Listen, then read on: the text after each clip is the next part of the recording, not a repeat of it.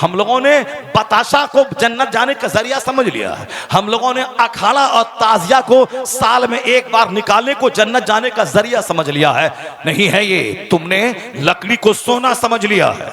तुमने नफल और मुस्ताहब और अच्छा काम को फर्ज का दर्जा दे दिया है। तुमने फर्ज को नफल का दर्जा दे दिया है।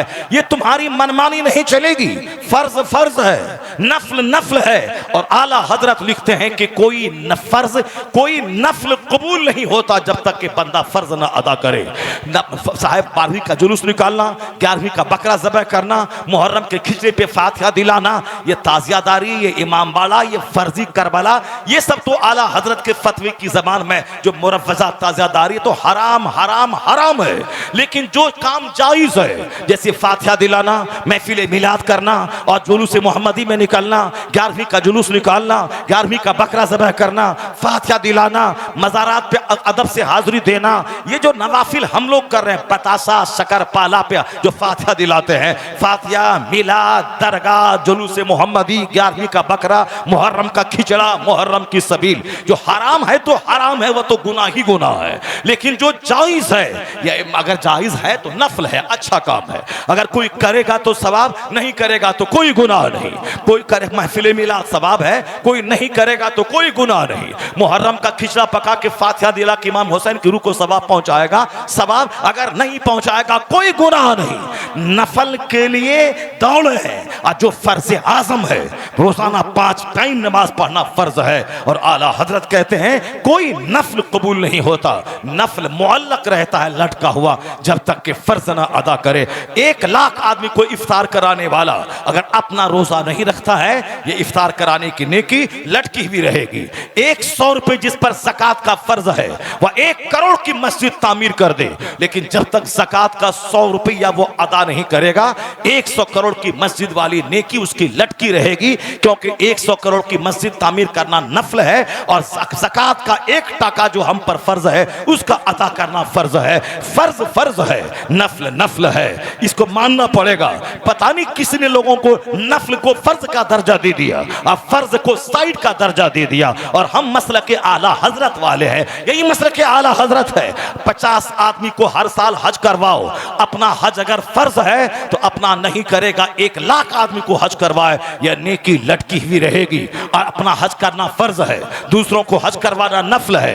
अपना रोजा रखना फर्ज है, दूसरों को 1 लाख आदमी को इफ्तार करवाना नफल है। 1 लाख मजदूरों को कपड़ा बांटना, जाड़े में कंबल बांटना नफल है। ज़कात का 1 टका ये फर्ज है। और उस वक्त तक कोई नफल कबूल नहीं होता जब तक कि बंदा फर्ज न अदा करे। तो अब ये मसले के आला हजरत को आपने नहीं समझा। अऊज़ु बिल्लाहि मिनश शैतानिर रजीम, बिस्मिल्लाहिर्रहमानिर्रहीम। लक़द कान फ़ी क़ससिहिम इब्रतुल लिउलिल अलबाब। सदक़ल्लाहुल अज़ीम व सदक़ रसूलुहुन नबियुल करीम। एक बार अदब और एहतराम के साथ सारे लोग मिलजुल कर आक़ाए दो जहां फ़ख्र रसूला सैयद इंस व जां शफ़ीअ आसियां ख़ातिम पैगम्बरा शहनशाह दो जहां जनाब मुहम्मदुर रसूलुल्लाह सल्लल्लाहु अलैहि वसल्लम की बारगाह बेकस पनाह में नजराने दुरूद पेश करने की सआदत हासिल करें। पढ़ें बाआवाज़ बुलंद, अल्लाहुम्मा सल्लि अला सय्यिदना व मौलाना मुहम्मद मअदनिल जूद वल करम व आलिहि व बारिक व सल्लिम सलातन व सलामन अलैका या रसूल अल्लाह। हदीस में आया है कि इन्नल क़ुलूब तस्दा कमा यस्दउल माउल हदीद। बेशक दिलों को भी जंग लग जाता है, जैसे लोहे में अगर पानी लगे तो वो लोहा भी जंग आलूद हो जाता है। लोहा में पानी पड़े तो लोहा जंग आलूद हो जाता है। उसी तरह इंसान के सीने में जो दिल है, जो दिल पूरे जिस्म का कमांडर है, कमांडिंग करता है, और पूरे जिस्म का बादशाह है, फरमा रवा है, सुल्तान है, ये दिल भी जंग आलूद हो जाता है, उसमें भी जंग लग जाता है। तो सवाल हुआ कि सरकार जब लोहे में जंग लग जाए तो उसकी सफाई होती है, उसके आग में तपाया जाता है। ऐ लड़का, और अगर सीने में जंग, दिल में जंग लग जाए तो इसकी सफाई कैसे होगी? आका अलैहिस्सलाम ने इरशाद फरमाया, कुरान पाक की तिलावत से और खूब कसरत से मौत को याद करने से। जरा जोर से बोलिए ना, सुभान अल्लाह। हाथ उठा के बोलिए, ला इलाहा इल्लल्लाह मुहम्मदुर रसूलुल्लाह अस्सलातु वस्सलामु अलैका या रसूल अल्लाह। जितने लोग महफिल के अंदर हैं, इससे 4 गुना ज्यादा लोग सड़क पे हैं, 4 गुना ज्यादा। अगर वो सारे लोग अंदर आ जाएं तो बैठने को जगह नहीं मिलेगी। लेकिन उन लोगों ने अपने हिसाब से अजमत अहले बैत कॉन्फ्रेंस को शायद एक मेला समझ लिया। जैसे मेला लगता है, हिंदुओं का मेला, सिखों का मेला, बुद्ध पूर्णिमा का मेला, दशहरा का मेला, जैसे मेला लगता है, उसी तरह हमारे कुछ लोगों ने गलती से जलसा जुलूस और उर्स की तकरीबात को मेला समझ लिया। अब वो कब उनकी समझ में आएगी ये बात कि ये मेला नहीं है, ये तो दुनिया और आखिरत के संवारने वाली महफिल है। यहाँ बैठकर दुनिया के झमेलों से अपने दिलों को पाक किया जाता है। आलिमों की सोहबत में चंद लम्हे गुजार कर अपनी जहालत दूर की जाती है, सीने का जंग साफ किया जाता है। एक अच्छी पाकीज़ा सिविलाइज्ड जिंदगी कैसे गुजारें, उसके नुस्खे और तरीके यहाँ सीखे जाते हैं। जो बच्चा मदरसे में 10 साल चटाई पे बैठकर किताबें पढ़कर आलिम बनता है, उस 10 साल की पढ़ाई का निचोड़ इस जलसे में पेश किया जाता है। हजारों किताबों का मुताला करने के बाद जो उससे नतीजा निकलता है, उसी नतीजे को महफिल में बयान किया जाता है। जहां इंसान की तादाद 10,000 रहे, फरिश्तों की तादाद करोड़ों में होती। हम कभी कभी कहते हैं कि हम लोग आम लोगों के साथ तो बहुत बैठते हैं, वक्त गुजारते हैं, चौक चौराहे पे, रेलवे स्टेशन पे, बस स्टॉप पे, लेकिन कभी कभी फरिश्तों की झुरमुट में भी टाइम गुजारना चाहिए। रेलवे स्टेशन पर, बस अड्डे पे इंसान रहते हैं, लेकिन इस तरह की जन्नती महफिलों में चारों तरफ से फरिश्ते घेर लेते हैं। बुखारी शरीफ और मुस्लिम शरीफ की एक बड़ी लंबी हदीस है। हजरत अबू हुरैरा रदी अल्लाह ताला अन्हु उस हदीस पाक के रावी हैं। हुजूर ने फरमाया कि कुछ मलाइके सयाहीन होते हैं, सियाहत करने वाले फरिश्ते जो जमीन और आसमान के बीच में घूमते रहते हैं। वो अपना मकसद तलाश करते हैं। वो फरिश्ते जहां देखा चंद लोग बैठकर अल्लाह अल्लाह कर रहे हैं, फौरन एक दूसरे को आवाज देते हैं और सारे फरिश्ते उस महफिल को चारों तरफ से घेर लेते हैं। महफिल की पूरी रिपोर्ट अल्लाह की वारगाह में पेश होती। अल्लाह कहता है, मेरे बंदों ने मेरा जिक्र करने के बाद उन लोगों ने मुझसे कुछ मांगा था। फरिश्ते कहते हैं, इलाही, वह लोग तुझे याद करने के बाद, कुरान पढ़ने के बाद, तस्बीह पढ़ने के बाद, तेरा जिक्र करने के बाद वह लोग जन्नत मांग रहे थे। अल्लाह कहता है, क्या मेरे बंदों ने जन्नत देखा है? फरिश्ते कहते हैं, नहीं। कि अगर जन्नत देख लें तो क्या हाल है? फरिश्ते कहते हैं, अगर जन्नत देख लें तो जन्नत मांगने की तड़प में और आगे बढ़ जाए। जन्नत है ही ऐसी चीज, अमेरिका से लेकर नेपाल तक 200 से जायद ममालिक हैं दुनिया में, यानी मोर देन 200 कंट्रीज, 200 से ज्यादा मुल्क हैं दुनिया में, जैसे नेपाल, इंडिया, बांग्लादेश, श्रीलंका, पाकिस्तान, एक मुल्क है ये सब दुनिया। इसी तरह 200 से ज्यादा मुल्क हैं दुनिया में, और पूरी दुनिया की करेंसीज, टका पैसा, पूरी दुनिया में सोने चांदी के अंबार ढेर, पेट्रोल, डीजल, अबरक, कोयला, खदान, सोना, चांदी, ये सब फैक्ट्री में नहीं बनते हैं, ये सब नेचुरल चीज हैं, कुदरती चीज हैं, जमीन के नीचे है।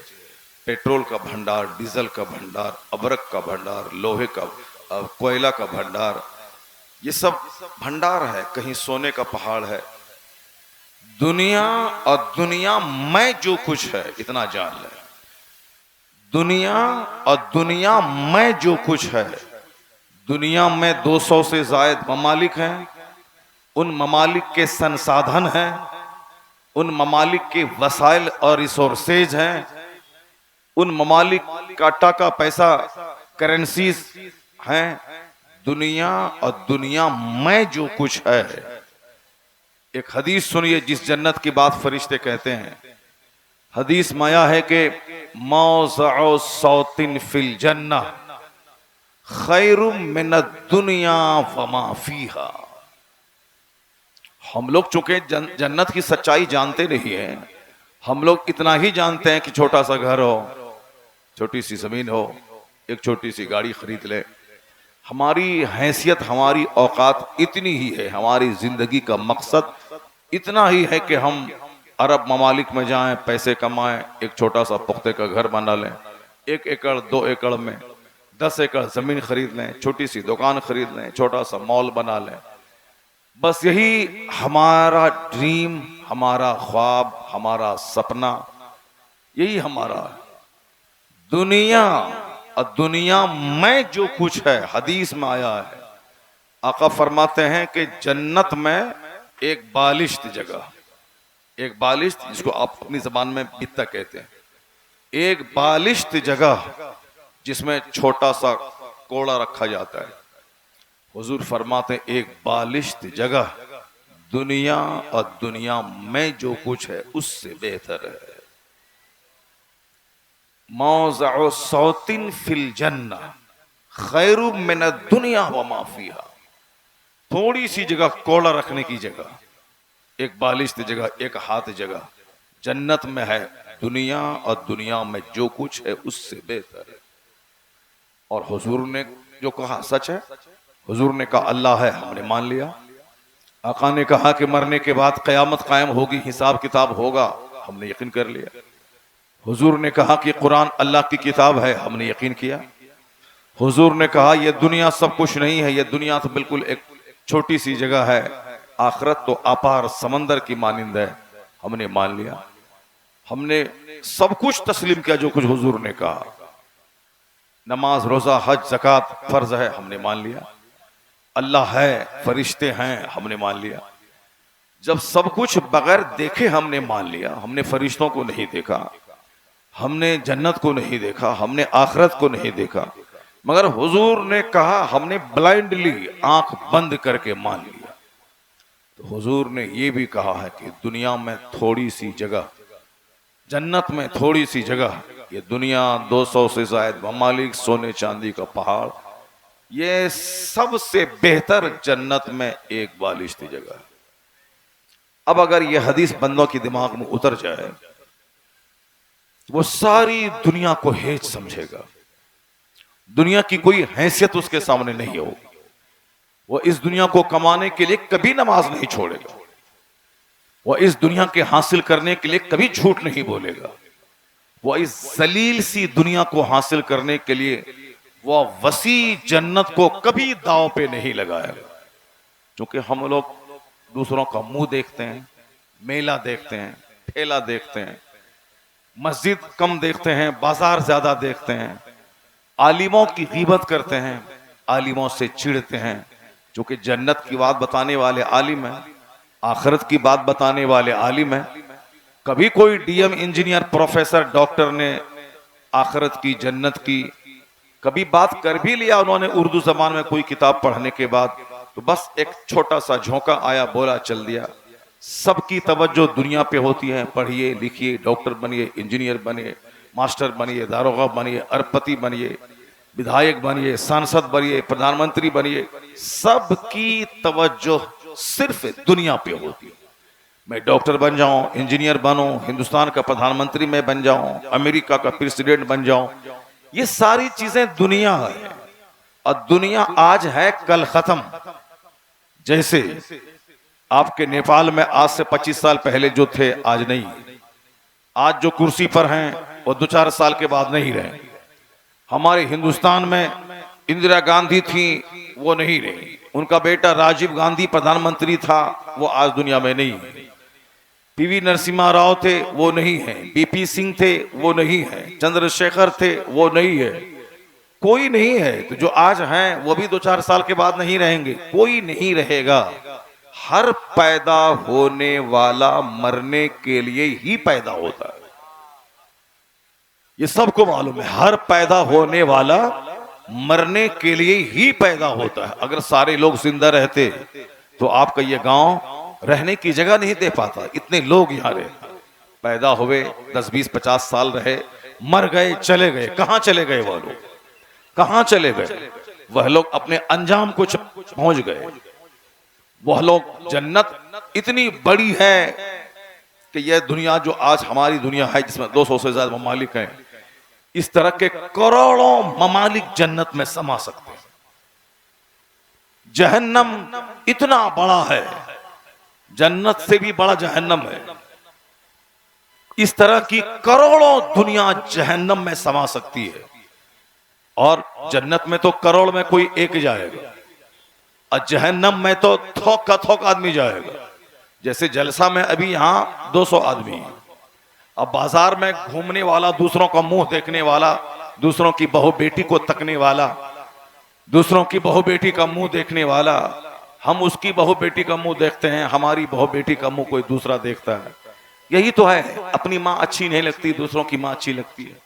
अपनी बीवी अच्छी नहीं लगती, दूसरों की बीवी अच्छी लगती है। हमारी बीवी हमारे नजदीक फूहड़ है, बदचलन है, जिद्दी है, देखने का मन नहीं करता। दूसरों की पगल चट्टी बीवी हो, वही अच्छी लगती है। उसी तरह हमारी बीवी जो हमारे नजदीक अच्छी नहीं लगती है, वह समाज के फटीचर क्लास के आदमी के नजदीक वो हमारी बीवी उसके लिए हूर लगती है। वो हमारी बीवी को हासिल करना चाहता है। ये तमाशा है दुनिया का। दूसरों का मुंह देखना है, दूसरों का घर देखना है। अपने घर की रोटी अच्छी नहीं लगती, दूसरों के घर का साहब सड़ा हुआ खाना अच्छा लगता है। ये तमाशा है। इसी में सब लोग जिए। दूसरों का मुंह देखना है, दूसरों का घर देखना, अपना घर नहीं देखना है। अपनी नेमत नहीं देखनी है कि अल्लाह ने खरबों नेमतें हम पर की, बेगिनती नेमतें हमारे साथ की। नहीं, वो सिर्फ दूसरों का घर, दूसरों की गाड़ी, दूसरों का मकान, दूसरों की बीवी, दूसरों का बच्चा। यहाँ जन्नती महफिल में लोग हैं 200, और वहां वो जहन्नम में टहल रहे हैं कितने लोग? हजारों लोग टहल रहे हैं। जबकि दुनिया की सबसे बेहतरीन जगह हुजूर ने कहा मस्जिद है। बुखारी शरीफ और मुस्लिम शरीफ में है कि इन अहब्बल बिलाद इलल्लाह मसाजिदुहा, अहब्बुल बिलाद इलल्लाह मसाजिदुहा, सबसे ज्यादा पसंदीदा जगह अल्लाह के नजदीक मस्जिद है। The dearest places near Allah are मसाजिद।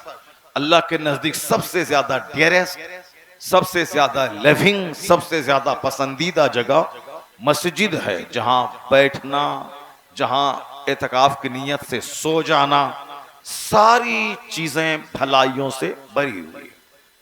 मस्जिदें जहां सिर्फ फरिश्ते रहते हैं, जहां अल्लाह की इबादत की जाती है। सबसे अच्छी जगह मोमिन अच्छा वही है जिसका ज्यादा टाइम मस्जिद में गुजरता हो। ए बाबू साहब, ए लड़का, कहां जा रहा है? भाग रहा है, जन्नत से भाग रहा है, भागो जाओ। सबसे अच्छी जगह क्या है? जरा जोर से बोलिए, जरा चिल्ला के बोलिए ना। सबसे अच्छी जगह मस्जिद है।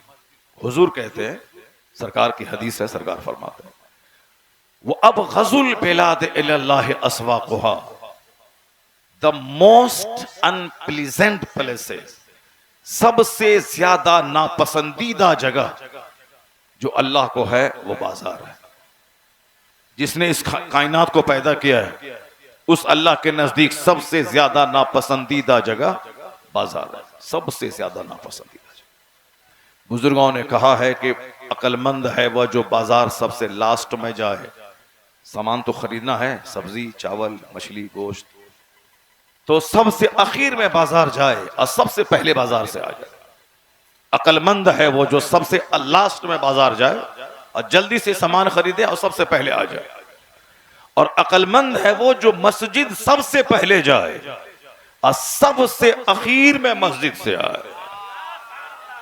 सुभान अल्लाह। अक्लमंद है वो जो सबसे पहले मस्जिद जाए, जुमा के दिन सबसे पहले मस्जिद जाए, नमाज पंजगाना में सबसे पहले मस्जिद जाए और बहुत देर तक मस्जिद में बैठे और सबसे लास्ट में मस्जिद से आए। चूंकि मस्जिद में बैठना अल्लाह को बड़ा पसंद है, बाजार में टहलना घूमना ये अल्लाह को नापसंद है।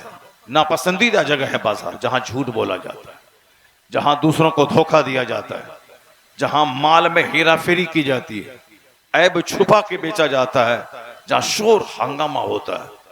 तो अब खुशनसीब लोग जन्नत में बैठे हुए हैं और जिनके पास सोच समझ नहीं है वो सड़क पे घूम रहे हैं। तो जन्नती थोड़े हैं, जहन्नमी ज्यादा है, नमाजी थोड़े हैं, बेनमाजी ज्यादा है, सच्चे थोड़े हैं, झूठे ज्यादा है, आलिमों का हाथ चूमने वाले उनसे दीन सीखने वाले कम हैं, नेताओं डकैतों गोंडों दारोगा दुनियादारों झूठों मक्कारों फरेबियों दगाबाजों के पास भीड़ लगी है। मौलाना का दरवाजा सन्नाटा है, कोई बैठने वाला नहीं है कि मैं एक हदीस मौलाना से सुन लूं, मैं दरवाजे पर बैठकर जन्नत की बात मौलाना से सुन लूं। एक बंदा नहीं मिलेगा। मदरसे के चंद बच्चे अगर मिल गए कभी कभार, मदरसे के बच्चे भी नहीं मिलेंगे, क्योंकि सबके दिमाग में दुनिया समा गई है। सबको दुनिया चाहिए, इसलिए कंप्यूटर चाहिए, अंग्रेजी चाहिए, हिंदी चाहिए, नेपाली चाहिए, उड़िया चाहिए, बांग्ला चाहिए। बस थोड़ा सा 2-4-10 आयतों को सीख लिया ताकि नमाज में पढ़ना चाहिए। तो अब बाकी पैसा कमाने के लिए 10 घंटे 8 घंटे 12 घंटे, यहाँ सड़ा हुआ बच्चा मदरसे में फारसी की पहली का सबक नहीं सुना पाता है, ज़रब ज़ैदुन अमरन की तरकीब नहीं उसको मालूम है, और 2 टका कमाने के लिए कंप्यूटर का सारा फॉर्मूला उसको मालूम है, और डेली जाके वहां 5 घंटे कंप्यूटर सीखता है। जबकि अगर वही मेहनत मदरसे में कर लिया होता तो एक जबरदस्त बासलाहियत आलिम बन गया होता, जबरदस्त मुसन्नी बन गया होता, जबरदस्त खतीब बन गया होता, जबरदस्त साहब मदरसे का नाजिम बन गया होता। तो जो जबरदस्त है मदरसा दीनी लाइन में, वो दुनिया के जबरदस्त से ज्यादा अच्छा है। नेता उतना हवाई जहाज पे नहीं चलता जितना हमारा मौलाना चलता है। पाकिस्तान के 2-4-10 मौलाना हैं जिनका पैर आसमाने में लटका रहता है, कभी अमेरिका, कभी यूरोप, कभी हॉलैंड, कभी नेपाल, कभी इंडिया, कभी बेल्जियम, कभी मलेशिया। हम लोग छोटा मोटा मौलवी हैं इंडिया का, बहुत बड़ा मौलवी नहीं, छोटा सा मौलवी, मगर उसके बावजूद कभी कश्मीर, कभी गुवाहाटी, कभी चेन्नई, कभी बेंगलोर, कभी साहब पाकिस्तान, कभी दुबई, कभी नेपाल। छोटा मोटा मौलवी है। जो बड़ा मौलवी है, जो बहुत जानकार है, उसका तो आलम यह है कि साहब लोग उनका चेहरा देखने के लिए तरसते हैं। जैसे एक बड़ा मौलाना था इंडिया में, हुजूर अख्तर रजा खान अजहरी। नारे तकबीर, नारे रिसालत, फैज़ाने ताजुश शरिया, खलीफाए हुजूर ताजुश शरिया, हजरत आला मुफ्ती शहरयार रजा। कितने बड़े मौलाना थे, आपको जानकर ताज्जुब होगा। उस बड़े मौलाना से मुलाकात करने के लिए हिंदुस्तान का प्रधानमंत्री, जबकि हिंदुस्तान चाइना के बाद दूसरा सबसे बड़ा मुल्क है, सबको मालूम है। दुनिया के सारे मुसलमान हमारे भाई हैं, दुनिया के सारे ममालिक वो हमारे हैं, चीनो अरब हमारा, हिंदुस्तान हमारा, मुस्लिम है हम, वतन है सारा जहां हमारा। सारी दुनिया हमारी है, एक खुदा, एक रसूल, एक कुरान, एक अजान, एक नमाज, सारी दुनिया में वही कानून है। ये दीवार अगर टूट जाए, पाकिस्तान, इंडिया, नेपाल, बांग्लादेश, इसके टूटने के बाद दूसरे मजहब के लोग तो परेशान हो जाएंगे, मगर मुसलमान परेशान नहीं होगा। इसलिए नहीं होगा कि पूरी दुनिया में एक अजान, एक मस्जिद, एक कुरान, एक नमाज, एक रोजा, सारी दुनिया में ये नेपाल इंडिया की दीवार जहां टूटी तो फिर यही कहा जाएगा चीनो अरब हमारा, हिंदुस्तान हमारा, मुस्लिम है हम, वतन है सारा जहां हमारा। वाह वाह वाह, नारे तकबीर, नारे रिसालत, अज़मत अहले बैत कॉन्फ्रेंस, सरज़मीने बरहमपुरी नेपाल, हजरत आला मुफ्ती शहरयार रजा। हमारे नेपाल की राजधानी काठमांडू है, हिंदुस्तान की राजधानी दिल्ली है, पाकिस्तान की राजधानी इस्लामाबाद है, बांग्लादेश की राजधानी ढाका है, श्रीलंका की राजधानी कोलंबो है, चीन की राजधानी बीजिंग है, जापान की राजधानी टोक्यो है। अब ये राजधानी सुनाते रहे हम, मगर मुसलमानों की राजधानी, पूरी दुनिया के ममालिक की राजधानी मदीना है। मक्का शरीफ में 200 से जायद ममालिक के लोग जब अरफात के मैदान में एक लिबास, एक चादर, एक लुंगी, नंगे सर, जब सब लोग एक मैदान में खड़े होते हैं तो क्या मंजर लगता है कि सारी दुनिया इस्लाम से सरशार है और ये काबा सारी दुनिया की राजधानी है। सुभान अल्लाह, क्या बात। एक स्लोगन, एक ड्रेस, एक यूनिफॉर्म, एक जगह, ऐसा को नजारा किसी मजहब कहीं कहीं नहीं है। सिर्फ मुसलमानों के पास सिर्फ मजहब इस्लाम है। अगर मुसलमान इसी पॉइंट को समझ ले तो एक मुसलमान का बच्चा कभी काफिर नहीं होगा, एक मुसलमान की बेटी कभी किसी काफिर के पास नहीं जाएगी। अगर वह इस्लाम जान ले, इस्लाम सीख ले, काबा और मदीना की सच्चाई जान ले, सारी जिंदगी कुंवारी रह जाएगी मगर अपने ईमान का सौदा नहीं करेगी। और जो ऐसा कर रही है वो नहीं जानती है काबा को, वो नहीं जानती है मदीने को, वो नहीं जानती है कुरान को, वो नहीं जानती है मरने के बाद की दुनिया को, उसको नहीं जानती है मुस्तफा के घर वालों को, वो नहीं जानती है अहले बैत को। वो सिर्फ जानती है, इतना फिल्म देखती है, करीना कैटरीना को देखती है, बस जवानी है, नाचना गाना है, मुंह बिचका देना है, दूसरे के साथ भाग जाना है और वहां 2-4 साल निचोड़वा देना है, फिर 50 टुकड़े में कट के 50 जंगलों में फेंक के जलील और रुस्वा होके खरबों साल की आग में जलने के लिए चले जाना है। चूंकि उसके नजदीक फिल्म में नाचने वाली उसके लिए मॉडल है, लेकिन जिस दिन उसके लिए मॉडल सैयदा जैनब हो जाए, सैयदा फातिमा ज़हरा हो जाए, सैयदा सकीना हो जाए, जिस दिन राबिया बसरी उसके लिए मॉडल हो जाए, वो कुंवारी रह जाएगी, किसी लड़के को घास नहीं डालेगी। अगर कोई 5 करोड़ दे या बोलेगी मैं कुंवारी रह जाऊंगी मगर ईमान का सौदा नहीं करूंगी, अब वो फिर कभी नहीं अपने आप को किसी गैरों के कदमों में डालेगी। वो बोलेगी मैं फातिमा की कनीज हूं, पाकीज़ा रहूंगी। कुंवारी मर गई तो जन्नतुल फिरदौस में फातिमा की कनीजों में शामिल हो जाओ। चूंकि हमने अपनी बच्चियों को फातिमा ज़हरा की जिंदगी नहीं बताई, जलसे में मौलाना आया, फूर फटिंग किया, हाथ पैर झाड़ा, बस आप आए, मेला देखे, हलवा रोटी खाए, लिए और चल दिए। माँ बहन बेटियां बैठ के दिन सीखती कहां?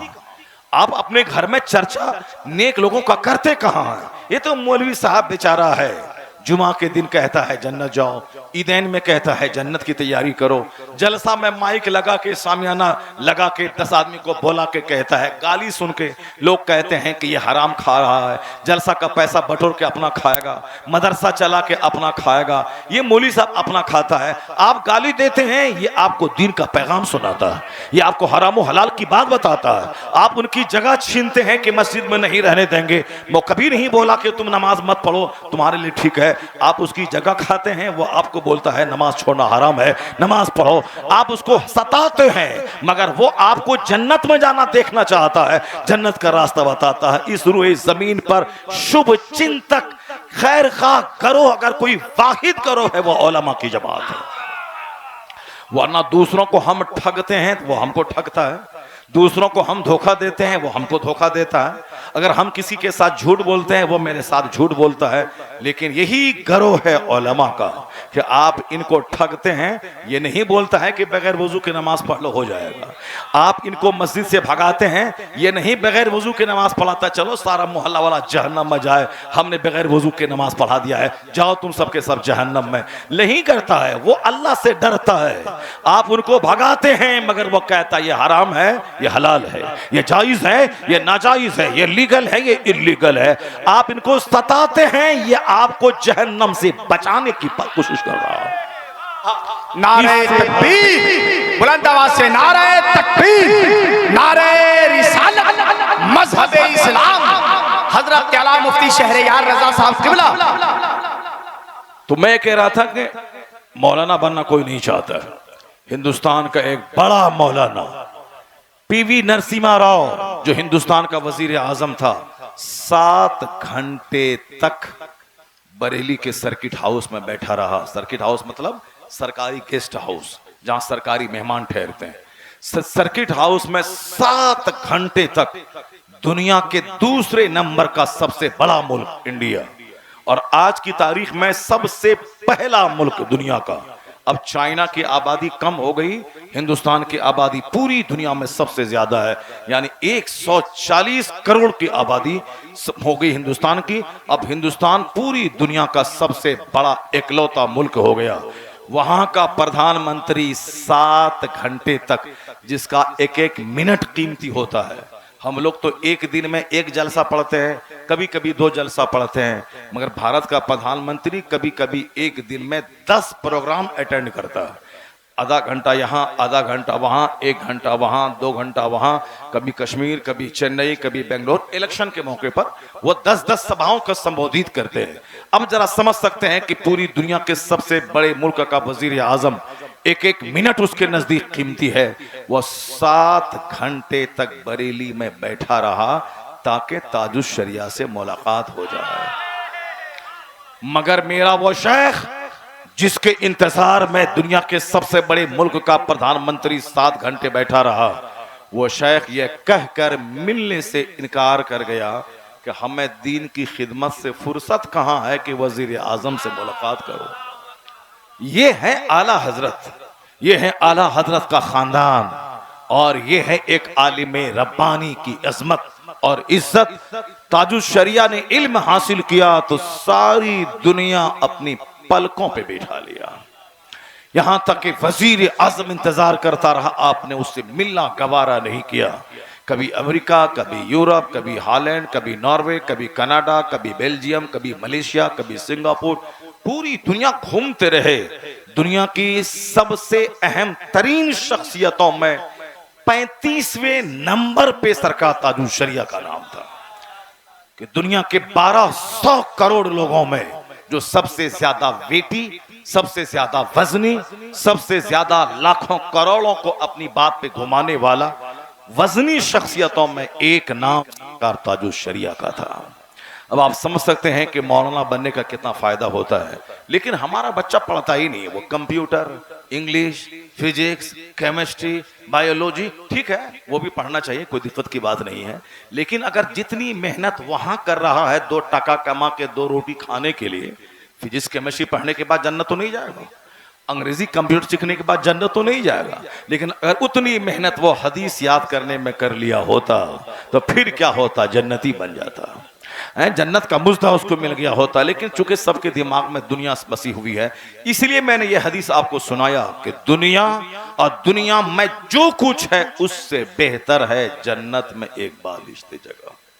अगर ये बात दिमाग में बैठ जाए तो आदमी इस दुनिया में रह के जन्नत का मुसाफिर बन जाएगा, रहेगा यहां, तैयारी वहां की करेगा। लेकिन चूंकि ये बात दिमाग में बसती नहीं है, इसीलिए दुनिया के लिए आखिरत को त्याग देता है। जैसे मस्जिदें वीरान हैं, मदरसा वीरान है, जलसा वीरान है, खानका वीरान है। अगर अभी नेता कोई आ जाए जिस नेता की हैसियत आलिम के सामने कुछ नहीं है, एक तालिबे इल्म जो कुरान हदीस पढ़ता है वो रास्ते से गुजरे तो फरिश्ते उनके पांव के नीचे पर बिछाते हैं, फरिश्ते पांव के नीचे पर बिछाते हैं। आलिम जो हकीकत में आलिम है, हम लोगों जैसा ढांचा वाला आलिम नहीं, जो जुब्बा पहना पगड़ी पहना, ये तो कोई भी पहन सकता है, लेकिन जो हकीकत में आलिम रब्बानी है वो रास्ते से चलते हैं तो दरख्त के पत्ते, समंदर की मछलियां, सुराखों की चूटियां उनके लिए बख्शिश की दुआ करती है। जरा जोर से बोलिए ना सुभान अल्लाह। जो 50-100 जन्नती है वो भी सो जाएगा, वो भी सब नींद की आगोश में चले जाइएगा। कम से कम आप तो जन्नती हैं, आप तो जन्नत की बोली बोलिए। जन्नत की बोली क्या है? सुभान अल्लाह। जन्नत की बोली क्या है? ला इलाहा इल्लल्लाह। रोजाना इतना ला इलाहा इल्लल्लाह पढ़िए कि देखने वाला आपको मजनू कहने लगे, ये मजनू है। हदीस में आया है, इतना अल्लाह का जिक्र करो कि लोग तुम्हें मजनू कहने लगे। इतना, यहां तो अक्लमंद भी लोग नहीं कहते हैं, 100 बार भी नहीं पढ़ पाते हम लोग, 1000 बार कोई जब भी जबान खुले अल्लाह का जिक्र ला इलाहा इल्लल्लाह, तब लोग बोलेगा ये मजनू है। जब भी मिलो ला इलाहा इल्लल्लाह मुहम्मदुर रसूलुल्लाह, जब भी मिलो दरूद शरीफ। हदीस में ही इतना अल्लाह को याद करो कि लोग तुम्हें मजनू कहने लगे। तो कम से कम जलसे में कभी आते हैं तो 2 घंटा 4 घंटा बैठते हैं, इसमें तो कम से कम 100 200 500 बार ला इलाहा इल्लल्लाह पढ़िए। और यहाँ भी ऐसे बैठ जाते हैं जैसे कि दस्तरखान अब बिछेगा, अब बिरयानी लगेगी, अब खाएंगे। वो सामने हमारा वो बाबा बैठा हुआ मुराकबे में चला गया है, वो चला गया है, वो दूसरी दुनिया में पहुंच गया है। इसीलिए तकरीर करने के लिए 10 बजे देना चाहिए, तो हमारे लोग तकरीर करने के लिए रात के 1 बजे 2 बजे उठाते हैं। चलिए जब सब लोग थक के चूर हो जाएं, मुराकबे में जाने लगें, तब जाके उनको कुरान सुनाइए और हदीस सुनाइए। ये माहौल बदलना होगा। जब यही 200 आदमी को कुरान हदीस सुनाना है तो 10 बजे बैठ जाते, वहां 400 आदमी उस वक्त में था, उस 400 को हदीस कुरान सुना देते। ये 200 आदमी को क्यों सुनाते हैं? जो जलसा 4 बजे भोर में खत्म होगा वो जलसा 12 बजे खत्म हो जाता। कम से कम 500 आदमी हदीस कुरान सुन तो लेता, वो चला जाता। ये जो मेला में घूम के दूसरों का मुंह देख रहा है, ये काम तो नहीं होता। तब लाइट खत्म हो जाती, 1 बजे मेला खत्म हो जाता। या जन्नती जन्नत की बात सुनने के बाद घर चले जाते। और वो जो बाहर घूम करके तमाशा कर रहा है, लाइट खत्म हो जाती, बाजार बंद हो जाता, कम से कम वो सब भी तो इस तमाशे से बच करके अपने घर में जाके सो गया होता। नहीं, कुछ भी नहीं, चाहे कुछ भी हो, बस एक नाम नमूद रियाकारी मक्कारी में सारी दुनिया पड़ी हुई है। या लोग बोलेगा 1 बजे जलसा खत्म हो गया, 1 बजे खत्म हो गया, 2 बजे खत्म हो गया, अब जलसा नहीं चला, वही चला। यानी मकसद सिर्फ लोगों को देखना, लोगों की बातें सुनना। अल्लाह को खुश करने को कौन करेगा? मुस्तफा को राजी कौन करेगा? कौन दीन का काम खुदा को राजी करने के लिए करेगा? यहाँ तो मोबाइल ने जो रही सही कसर थी उसको भी खत्म कर डाला। यहाँ से उम्रा करने जाता है, हालत एहराम में काबा के सामने सेल्फी लेकर के उसको व्हाट्सएप पे डाल के हिंदुस्तान, पाकिस्तान और नेपाल के सारे अपने भाइयों को दिखाता है कि देखो हम उम्रा करने के लिए आए। हज करने गया है 4 लाख रुपए खर्च करके, ताकि हम अल्लाह के हुजूर जाके कहें लब्बैक ए अल्लाह, मैं हाजिर हूं, मैं भागा हुआ गुलाम, अब मैं सुलह करने आया हूं, मुझे माफ कर दे, मैं गंदा हूं, मुझे माफ कर दे। वहां गुनाहों की माफी के लिए जाना चाहिए, गुनाहों की माफी के लिए जाना चाहिए। साउंड आपका सही है, बस ठीक है, बस एक बार जोर से बोलिए ला इलाहा इल्लल्लाह। इको कम करो। ला इलाहा इल्लल्लाह। और जोर से बोलिए मोहम्मदुर रसूलुल्लाह सल्लल्लाहु अलैहि वसल्लम।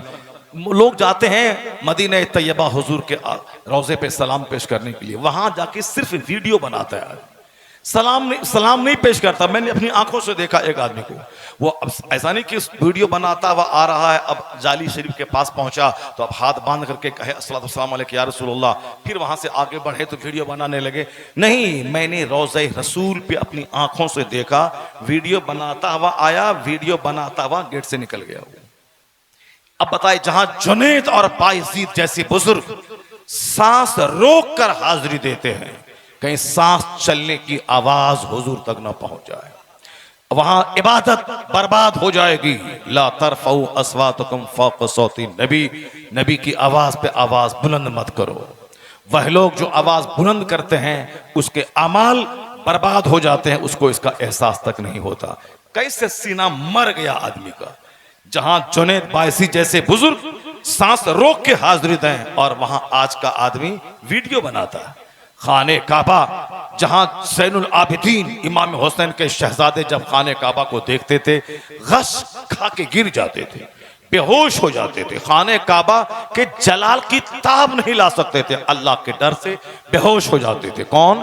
जो जन्नत में पैदा हुए, जन्नती, जन्नत घर में पैदा हो, जन्नत में पैदा हुए मुस्तफ़ा ऐने नूर हैं, आपके सारे बाल बच्चे नवासे सब नूरुन अला नूर हैं, सब नूर हैं। हुजूर के घर में जिनकी परवरिश हुई हो, ये अल्लाह के डर से काबा का जलाल देखकर बेहोश हो जाते।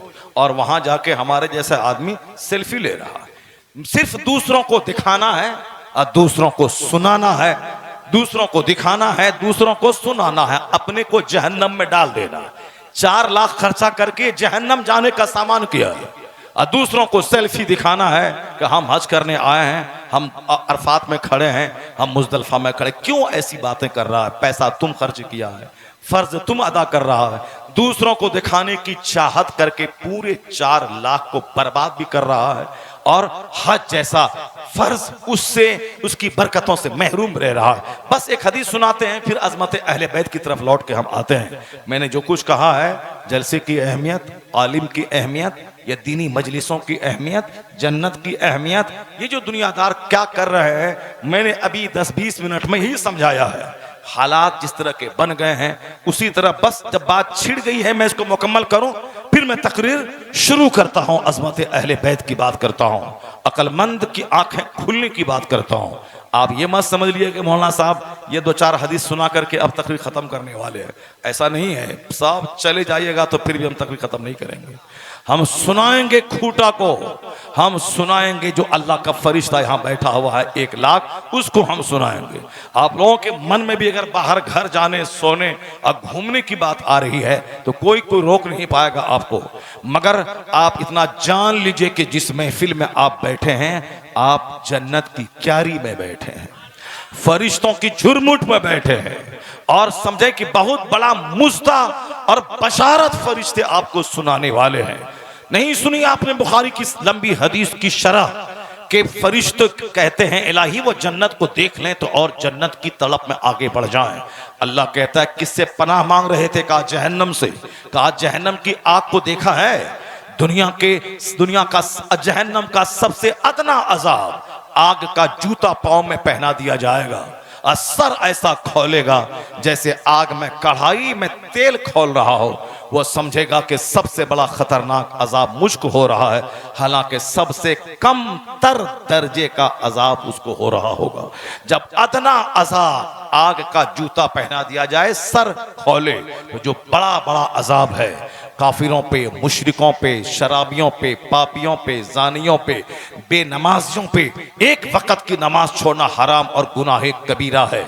आया है बास किताबों में कि 80 बरस तक एक वक्त की नमाज छोड़ने के बदले में जहन्नम में जलना पड़ेगा। ये बताते कहां हम जी रहे हैं। नमाज को जैसे ऑप्शनल चीज समझ लिया, पढ़ लिया तो वाह वाह, नहीं पढ़ा तो कोई हरज की बात नहीं है, जबकि नमाज सबसे बड़ा फर्ज है, फर्ज आजम है, और नमाज छोड़ना गुनाह आजम है, सबसे बड़ा गुनाह है नमाज छोड़ना। कयामत के दिन सबसे पहला सवाल नमाज का होगा। अगर पास हुआ बंदा तो ठीक, नहीं फेल हुआ तो गया काम से, फकद खाबा व खसरा, हदीस में आया है वह हिलाक और तबाह हो, बर्बाद हो गया। और कयामत के दिन सबसे पहला सवाल, वहाबी, नजदी, कादियानी जो जहन्नमी है, मुस्तफ़ा की तौहीन करके जहन्नम चले गए, वह तो फजर के टाइम में मस्जिद में मेला लगाए हुआ है। और जो सुन्नी जिसके पास ईमान है, मोहब्बत रसूल है, इनकी मस्जिदों में 5 बूढ़ा फजर के टाइम में मौजूद है, और इनके 95% जवान सब अपने घर में 2 बजे रात तक मोबाइल चलाए हैं और फजर के टाइम में खर्राटे से सोए हैं, और फिर जन्नत का ठेकेदार बनने के लिए वो बताशा लेके मजार पे पहुंच गए फातिहा दिलाने के लिए। अब तो जन्नत मेरी जागीर हो गई। एक बार साल में 360 दिन में जुलूस मोहम्मदी में निकल गए, जन्नत मेरी पक्की हो गई। अगर एक दिन जुलूस मोहम्मदी में निकलने से जन्नत पक्की होती है तो सरकार गौसे पाक को 40 साल तक लगातार ईशा के वुजू से फजर की नमाज पढ़ने की जरूरत क्या थी? 25 साल तक दरियाओं सहराओं में वह गिरी पड़ी सब्जियां, दरख्तों के पत्ते खाकर इबादत की क्या जरूरत थी? सरकार गरीब नवाज की वालदा को पूरी जिंदगी मुसल्ले पर बैठकर आधी रात के बाद फजर तक बैठकर कलमा शरीफ पढ़ने की जरूरत क्या थी? हम लोगों ने बताशा को जन्नत जाने का जरिया समझ लिया है, हम लोगों ने अखाड़ा और ताजिया को साल में एक बार निकालने को जन्नत जाने का जरिया समझ लिया है। नहीं है ये, तुमने लकड़ी को सोना समझ लिया है। तुमने नफल और मुस्ताहब और अच्छा काम को फर्ज का दर्जा दे दिया है। तुमने फर्ज को नफल का दर्जा दे दिया है। ये तुम्हारी मनमानी नहीं चलेगी। फर्ज फर्ज है, नफल नफल है। और आला हजरत लिखते हैं कि कोई नफल कबूल नहीं होता जब तक कि बंदा फर्ज ना अदा करे। साहब 12वीं का जुलूस निकालना, 11वीं का बकरा ज़बह करना, मुहर्रम के खिचड़े पे फातिहा दिलाना, ये ताज़ियादारी, ये इमाम बाला, ये फर्जी करबला, ये सब तो आला हजरत के फतवे की ज़बान में जो मुरव्वज़ा ताज़ियादारी तो हराम हराम हराम है। लेकिन जो काम जायज़ है, जैसे फातिहा दिलाना, महफिल मिलाद करना और जुलूस मोहम्मदी में निकलना, 11वीं का जुलूस निकालना, 11वीं का बकरा ज़बह करना, फातिहा दिलाना, मज़ारात पे अदब से हाज़िरी देना, ये जो नवाफिल हम लोग कर रहे हैं, बतासा शकर पाला पे जो फातिहा दिलाते हैं, फातिहा, मिलाद, दरगाह, जुलूस मोहम्मदी, 11वीं का बकरा, मुहर्रम का खिचड़ा, मुहर्रम की सबील, जो हराम है तो हराम है, वो तो गुनाह ही गुनाह है। लेकिन जो जायज़ है, या अगर जायज़ है तो नफल है, अच्छा काम है। अगर कोई करेगा तो सवाब, नहीं करेगा तो कोई गुनाह नहीं। कोई करे महफिल मिलाद सवाब है, कोई नहीं करेगा तो कोई गुनाह नहीं। मुहर्रम का खिचड़ा पका के फातिहा दिला के इमाम हुसैन की रूह को सवाब पहुंचाएगा, सवाब। अगर नहीं पहुंचाएगा कोई गुनाह नहीं। नफल के लिए दौड़ है, और जो फर्ज आजम है, रोजाना 5 टाइम नमाज पढ़ना फर्ज है। और आला हजरत कहते हैं कोई नफल कबूल नहीं होता, नफल मुअल्लक रहता है लटका हुआ जब तक कि फर्ज ना अदा करे। 1 लाख आदमी को इफ्तार कराने वाला अगर अपना रोजा नहीं रखता है, ये इफ्तार कराने की नेकी लटकी हुई रहेगी। 100 रुपए जिस पर ज़कात का फर्ज है, वह 1 करोड़ की मस्जिद तामीर कर दे, लेकिन जब तक ज़कात का 100 रुपया वो अदा नहीं करेगा, 100 करोड़ की मस्जिद वाली नेकी उसकी लटकी रहेगी। क्योंकि 100 करोड़ की मस्जिद तामीर करना नफल है, और ज़कात का 1 टका जो हम पर फर्ज है उसका अदा करना फर्ज है। फर्ज फर्ज है, नफल नफल है, इसको मानना पड़ेगा। पता नहीं किसने लोगों को नफल को फर्ज का दर्जा दे दिया और फर्ज को साइड का दर्जा दे दिया। और हम मसलक के आला हजरत वाले हैं, यही मसलक के आला हजरत है। 50 आदमी को हर साल हज करवाओ, अपना हज अगर फर्ज है तो अपना नहीं करेगा, 1 लाख आदमी को हज करवाए, यह नेकी लटकी हुई रहेगी। और अपना हज करना फर्ज है, दूसरों को हज करवाना नफल है। अपना रोजा रखना फर्ज है, दूसरों को 1 लाख आदमी को इफ्तार करवाना नफल है। 1 लाख मजदूरों को कपड़ा बांटना, जाड़े में कंबल बांटना नफल है। ज़कात का 1 टका ये फर्ज है, और उस वक्त तक कोई नफल कबूल नहीं होता जब तक कि बंदा फर्ज ना अदा करे। तो अब ये मसले के आला हजरत को आपने नहीं समझा। मस्जिदें वीरान है, जो जहन्नमी है उनकी मस्जिदें आबाद है।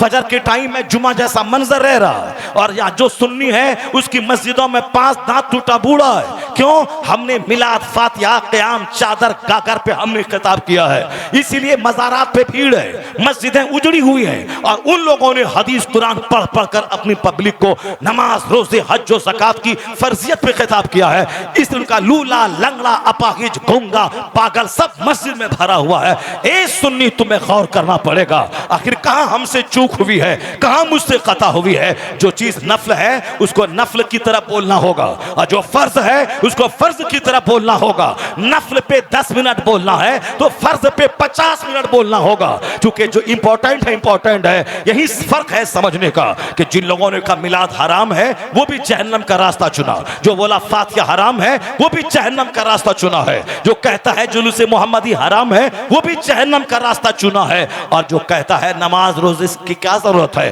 फातिहा दिलाओ जन्नत पक्की है, हुसैन का झंडा उठाओ जन्नत पक्की है, गौसे पाक की फातिहा दिलाओ जन्नत पक्की है, ये भी जहन्नम का रास्ता चुना है। क्योंकि कोई फातिहा, दुरूद, मिलाद शरीफ में खड़ा होना फायदा न देगा जब तक कि फर्ज न अदा करे। ये नफल है, फर्ज समझे हुआ है, और यहाँ पे जो हलाल चीज है उसको हराम समझे हुआ है, ये भी जहन्नम का रास्ता है। और ये भी नमाज छोड़कर शकर पाला पे फातिहा दिलाने वाला तरीका, ये भी जहन्नम का रास्ता चुना है। यह बीच का रास्ता है मसलके आला हजरत, मसलके अहले सुन्नत, मसलके आला हजरत के नमाज भी भी होगी, फातिहा नियाज भी होगी, नमाज भी होगी, जुलूस मोहम्मदी भी निकलेगा, नमाज भी होगी, जुलूस गौसा भी निकलेगा, फातिहा भी होगी, बकरा भी ज़बह होगा, नियाज भी होगी, नमाज भी होगी, रोजा भी होगा, हज भी होगा, फर्ज भी अदा होगा, नफ्ल भी अदा होगा। तब ये सीधा रास्ता दोनों तरफ के खतरात से बचते हुए जन्नतुल फिरदौस लेके चला जाएगा। यही है मसला के आला हजरत, यही है मसला के आला हजरत। सब थक के चूर हो गया है तो क्या नारा लगाएगा? नात सुनते सुनते साहब 10 बजे से लेकर रात के भी 2 बजने वाले, रात के भी 1:30 बजने वाले, सवा 1 बज गए, तो अब सब थक के चूर हो गए, क्या नारा लगाएंगे, क्या सुभान अल्लाह कहेंगे? सुभान अल्लाह कहता उस वक्त कहता है जब कोई कहानी सुनता है, कोई किस्सा सुनता है, कोई लतीफ़ा सुनता है, कोई कॉमेडी सुनता है। कहानी सुनने वाली कौम कहानी सुन रही है, कॉमेडी सुन रही है, खुराफात और वाहियात में गुम हो गई है। कुरान कौन सुनेगा? हदीस कौन सुनेगा? फर्ज कौन सुनेगा? जो हमारी जिंदगी की जरूरी बात है वह कौन सुनेगा? हम तो खुराफात खेल तमाशे में गुम हो गए, और खेल तमाशे वाली बातें जो आप पसंद करना चाहते हैं वही हमारे जैसा मौलवी वही बातें आपको बताता है, ताकि 1 घंटे में लहरा दें और हवा में जलसा को उड़ा दें और अपना टका लें और चल दें। कौन बोलेगा नमाज की बात? कौन सुनेगा नमाज की बात? कौन बोलेगा गुनाहों से बचने की बात? कौन गुनाहों से बचने के बारे में सोचेगा? उसको तो दोबारा कोई बुलाएगा नहीं, क्योंकि ये मौलवी फर्ज, नमाज, हज, ज़कात के बारे में बोला, मजमे में रंग नहीं चढ़ा, नारा नहीं लगा, मजा नहीं आया। ये तो बोला नमाज पढ़ो, नमाज के बगैर जन्नत नहीं मिलेगी। कौन इस जमाने में नमाज पढ़ता है? इसीलिए महफिल जब नहीं जमी तो दोबारा इसको मत बुलाओ, जैसे तुम वैसे तुम्हारा खतीब हो जाता है। बल्कि उलमा की जिम्मेदारी है पब्लिक की पसंद का ख्याल ना करे, खुदा की पसंद का ख्याल करे। अल्लाह को क्या पसंद है, मुस्तफ़ा को क्या पसंद है, शरीयत को क्या पसंद है, शरीयत की बात करे, खुराफात का खात्मा हो जाएगा। अगर आपने खुराफात और वाहियात को लिया तो फिर शरीयत ना बयान करने वाला कोई होगा और शरीयत ना सुनने वाला कोई होगा। अल्लाह तबारक व तआला हम सबों को फ़र्ज और नफल को नफल समझने की तौफीक अता फरमाए। आप लोग आखिर तक बैठेंगे नहीं बैठेंगे? आप लोग आखिर तक बैठेंगे? तकरीर सुनेंगे सारे लोग? तकरीर करूं मैं आपके सामने, अहले बैत की फजीलत बयान करूं आपके सामने? अगर बयान करूं तो हाथ उठा के बोलिए ला इलाहा इल्लल्लाह मुहम्मदुर रसूलुल्लाह अस्सलातु वस्सलामु अलैका या रसूलल्लाह। अब बातें हो गई। अल्लाह ताला फरिश्तों से कहता है कि यह लोग मेरा जिक्र करने, जन्नत मांगने, जहन्नम मांगने के बाद यह लोग क्या कर रहा था? का इलाही, यह लोग जहन्नम से पनाह मांग रहे थे, जन्नत की भीख मांग रहे थे। अल्लाह कहता है फरिश्तों तुम गवाह रहो कि मैंने सबको माफ कर दिया है। फशहदू, फरिश्तों गवाह रहो कि मैंने उन सबों को बख्श दिया। कौन? जो सिर्फ मुझे याद करने के लिए एक जगह जमा हुए थे, मैंने उनको माफ किया। फरिश्ता कहता है ये इसी जुमले को कहने के लिए मैंने इतनी लंबी हदीस का सारांश बयान किया है। जरा गौर से सुनिए। जलसा कराने से क्या फायदा है, क्या हो गया, कि ये सब सारी बातें चूंकि उजड़ी हुई कौम की उजड़ी हुई बातें, हम लोग चूंकि आज उजड़ी हुई कौम है साहब, यहूदी, नसरानी, बुत परस्त, जैन, बौद्ध, हिंदूज, ये सारे के सारे जिसका अकीदे और अमल के एतबार से इस्लाम से कोई रिश्ता नाता ही नहीं है। कोई जंगल, कोई चुचंदर, कोई बंदर, कोई आसमान, कोई जमीन, कोई सूरज, कोई चांद, कोई गिलहरी, कोई सांप, सबके सामने सर टेक रहा। ये वाहिद कौम है कौम मुस्लिम, उम्मत मोहम्मदिया, जो न सूरज, न चांद, न जानवर, न हाथी, न बैल, न घोड़ा, न पत्थर, न समंदर, न नदी, न नाला, सिर्फ एक खुदा के सामने अपनी पेशानी झुकाती है कौम। इसका मुकाबला कोई कौम नहीं कर सकती। जलील हो गए तुम बंदरों, छुछंदरों, सांपों, गिलहरियों, चूटियों, नदियों, नदी के धारों के सामने पेशानी टोककर, हाथ जोड़कर। कौम मुस्लिम का फकीर जो भीख मांग के खाता है, किराए के घर में रहता है या फुटपाथ पे सोता है, लेकिन कभी वो किसी सूरज को नहीं बोलता तू खुदा है, चांद को नहीं बोलता तू खुदा है, किसी पत्थर को नहीं बोलता खुदा है। वो कहता भीख मांग के खाऊंगा मगर खुदा तो एक ही है, एक है खुदा। तो इसकी सोच दुनिया के बड़े बड़े इंजीनियर, डॉक्टर, प्रोफेसर जो पत्थर के सामने घिघिया के रोके भीख मांगते हैं, उन खरबों लोगों से आला सोच है उस फकीर की जो किराए के घर में रहता है, हाई थिंकिंग रखता है। मुसलमान सिंपल लिविंग, हाई थिंकिंग रहता है। ये सिंपल, गरीब रहे, किराए के घर में रहे, सोच इसकी आला होती है कि मखलूक को खुदा नहीं समझती, खालिक के सामने सजदारेज होती है ये कौम। जिस कौम की अजमत इतनी बड़ी है, आज हमारी बदअमली ने मुझको कहीं का नहीं छोड़ा। हमको हमारी सोच उजड़ गई, हमारे अमाल उजड़ गए, हमारे जलसे उजड़ गए, हमारी मस्जिदें उजड़ गई, हमारा मदरसा उजड़ गया जो तालीम का सबसे बड़ा मरकज था। मदरसा अमीरों बादशाहों के बच्चे जहां पढ़ते थे, आज वहां चंद गिनती के गरीबों के बच्चे पढ़ रहे हैं। मालदारों का कोई बच्चा मदरसे में पढ़कर वो आलिम नहीं बनना चाहता। जो मदरसा ही सबसे आला दर्जगाह है, जहां पढ़ने वाले को नाइबे रसूल, आलिम को नाइबे पैगंबर बोला जाता है। अब 1000 बीघा जमीन में खरीद लूं, अरबपति कहला सकता हूं, नाइबे पैगंबर नहीं। नाइबे पैगंबर वो है जो आलिम रब्बानी होता है। मगर कोई नहीं चाहता कि मैं नाइबे पैगंबर कह रहा हूं। मदरसा उजड़ गया, पकड़ पकड़ के बच्चों को गरीबों के यहां से लाया जाता है, तब मदरसा चलाया जाता है। स्कूल में नो एडमिशन का बोर्ड लगा हुआ है, अब जगह नहीं है, 10,000 बच्चे हैं, फुल है एडमिशन। अब स्कूल फुल है, जिस तरह होटल फुल है, जिस तरह साहब वहां पर सिनेमा हॉल फुल है, उसी तरह स्कूल फुल चल रहा, नो एडमिशन। अब अगले साल अब आप लाइन में लगे हुए हैं। मदरसे में साल भर एडमिशन होता है, क्योंकि बच्चा ही नहीं है। जो भी बच्चा आ जाए गनीमत है, चाहे शाबान के पहले हफ्ते में आ जाए, चाहे रजब के आखिरी हफ्ते में आ जाए, कुछ भी हो जाए, मगर सब एडमिशन ओपन है, एडमिशन खुला हुआ है साल भर, क्योंकि बच्चा ही नहीं है और वहां एडमिशन फुल है। इसी से समझ सकते हैं कि इस कौम की उजड़ी हुई हालत क्या है। अब अल्लाह ताला क्या फरमाता, फरिश्ते कहते हैं इलाही सबको तो तू बख्श दिया, एक बंदा ऐसा था महफिल में जो तुझको याद करने के लिए ही नहीं आया था, बल्कि वह किसी दूसरे काम से रास्ते से जा रहा था, देखा चंद लोग बैठकर अल्लाह का जिक्र कर रहे हैं, तो वो भी उस महफिल में शरीक हो गया। मकसद नहीं था वहां आना, दूसरे काम से जा रहा था, मगर देखा चंद लोग बैठकर अल्लाह अल्लाह कर रहे हैं, तो वो वहां बैठ गया। तो अब हदीस का वो आखिरी जुमला सुनिए। अल्लाह कहता है ला के मुझको याद करने वाले लोग इतने खुश नसीब हैं कि ला यशका जलीसुहुम, जो उसके पास बैठ जाए वह बदनसीब नहीं होता है। अल्लाह समद, कोई आने वाला सड़क से गुजर रहा है, देखा मौलाना कुछ बोल रहा है, वो आके बैठ गया, जबकि जिक्र करने की नीयत से वो घर से नहीं आया था। देखा चंद लोग बैठकर अल्लाह अल्लाह करते हैं तो बैठ गया। तो जब उसकी बख्शिश हो सकती है, तो जो जिक्र के इरादे से महफिलों में आता हो, आखिर तक रहता हो, उसका क्या आलम होगा। इसलिए एक कौम मुस्लिम ये मत बोल के जलसा कराने से क्या होगा, इसे अल्लाह के जिक्र की मजलिस समझ और इस मजलिस को अपने गुनाहों की माफी के लिए गनीमत समझ। हो सकता है आज तक तू मुत्तकी नहीं बन पाया, हो सकता है आज की मजलिस या जो भी मजलिस तेरे सामने हो, या सोच कर वहां शरीक हो जा। मुमकिन है कि आज का खिताब मेरी जिंदगी का रुख मोड़ दे, आज की तकरीर मेरी सोच बदल दे, मैं अपनी जिंदगी में यू टर्न ले लूं।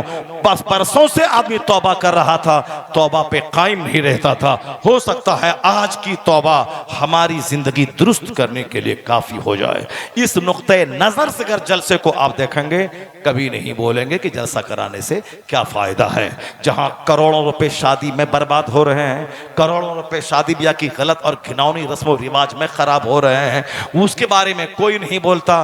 क्रिकेट का तमाशा करवाने, नाच करवाने, कव्वाली करवाने, साहब हारमोनिया तबला बजा के औरत और मर्द का मुकाबला करवाने की बातें लोग कर रहे हैं, उसके खिलाफ कोई नहीं बोलता। शादी ब्याह में फजूल खर्ची, डीजे बाजा पटाखा, इसके बारे में कोई नहीं बोलता। साहब गरीब की बेटियां पड़ी हुई हैं, मालदार खरबों रुपए पानी की तरह शादी में बहा रहे हैं, यहाँ गरीब कैंसर से पीड़ित होकर मर रहे हैं, इलाज करवाने के लिए हमारे पास सोसाइटी में पैसे नहीं है और पानी की तरह पैसे बहाने के लिए पैसे है, उसके खिलाफ कोई नहीं बोलता।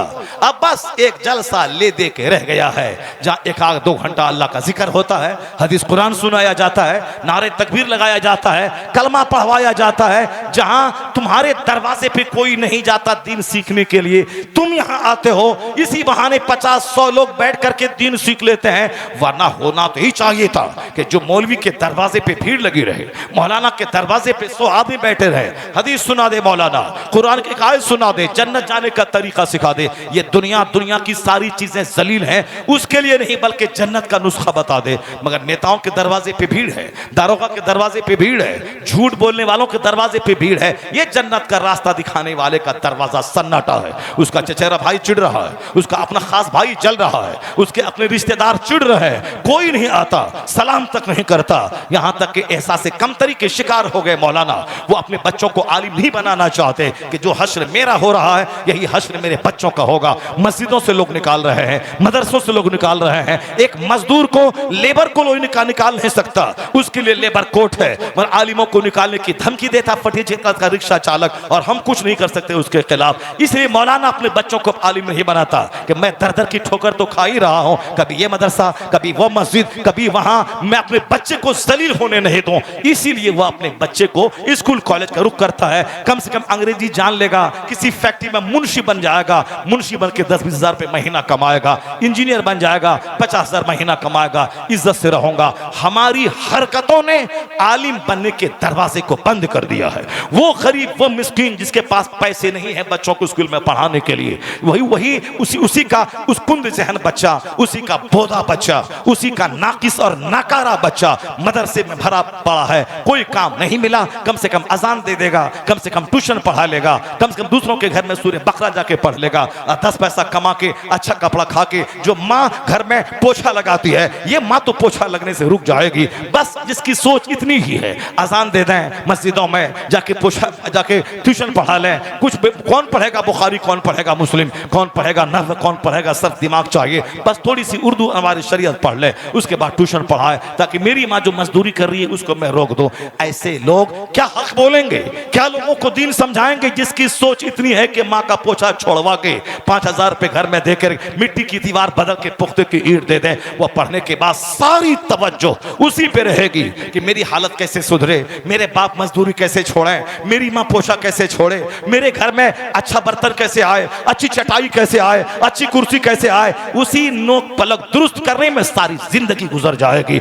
अरबपति का बेटा, न खरबपति का बेटा, जमींदार का बेटा, इंजीनियर का बेटा, मास्टर का बेटा, जिसका बेटा अगर मस्जिद में नौकरी नहीं भी करेगा तो 50 बीघा जमीन है, उसकी आमदनी से आराम से खा पी लेगा और बिल्कुल बेफिक्र होकर निडर, न किसी नेता के दबाव में आएगा, न किसी जमींदार के दबाव में आएगा। वह हक बोलेगा मस्जिदों में कि ज़ानी जहन्नमी है, शराबी जहन्नमी है, सूदखोर जहन्नमी है। यह हक बोलने की जुर्रत कौन करेगा? वही जिसको पब्लिक के पैसे की जरूरत नहीं होगी, जिसको जगह छूने का सदमा ना होगा। इसलिए गरीबों का बच्चा अगर मौलवी बना, दीन का उतना काम नहीं होगा जितना एक खुशहाल घराने का बच्चा बोलेगा, आलिम होगा, वह हक बोलेगा, निडर होके बोलेगा, बुराइयों की मजम्मत करेगा। लोग उसके डर से उसके खिलाफ कोई कार्रवाई नहीं कर पाएंगे। अगर हम गरीब बोले तो हमें हटाने की बातें लोग करेंगे। इसलिए खुशहाल बच्चा जब आलिम बनता रहेगा तो आलिम की हैबत भी दिल में पैदा होगी और हक बोलने की जुर्रत भी पैदा होगी।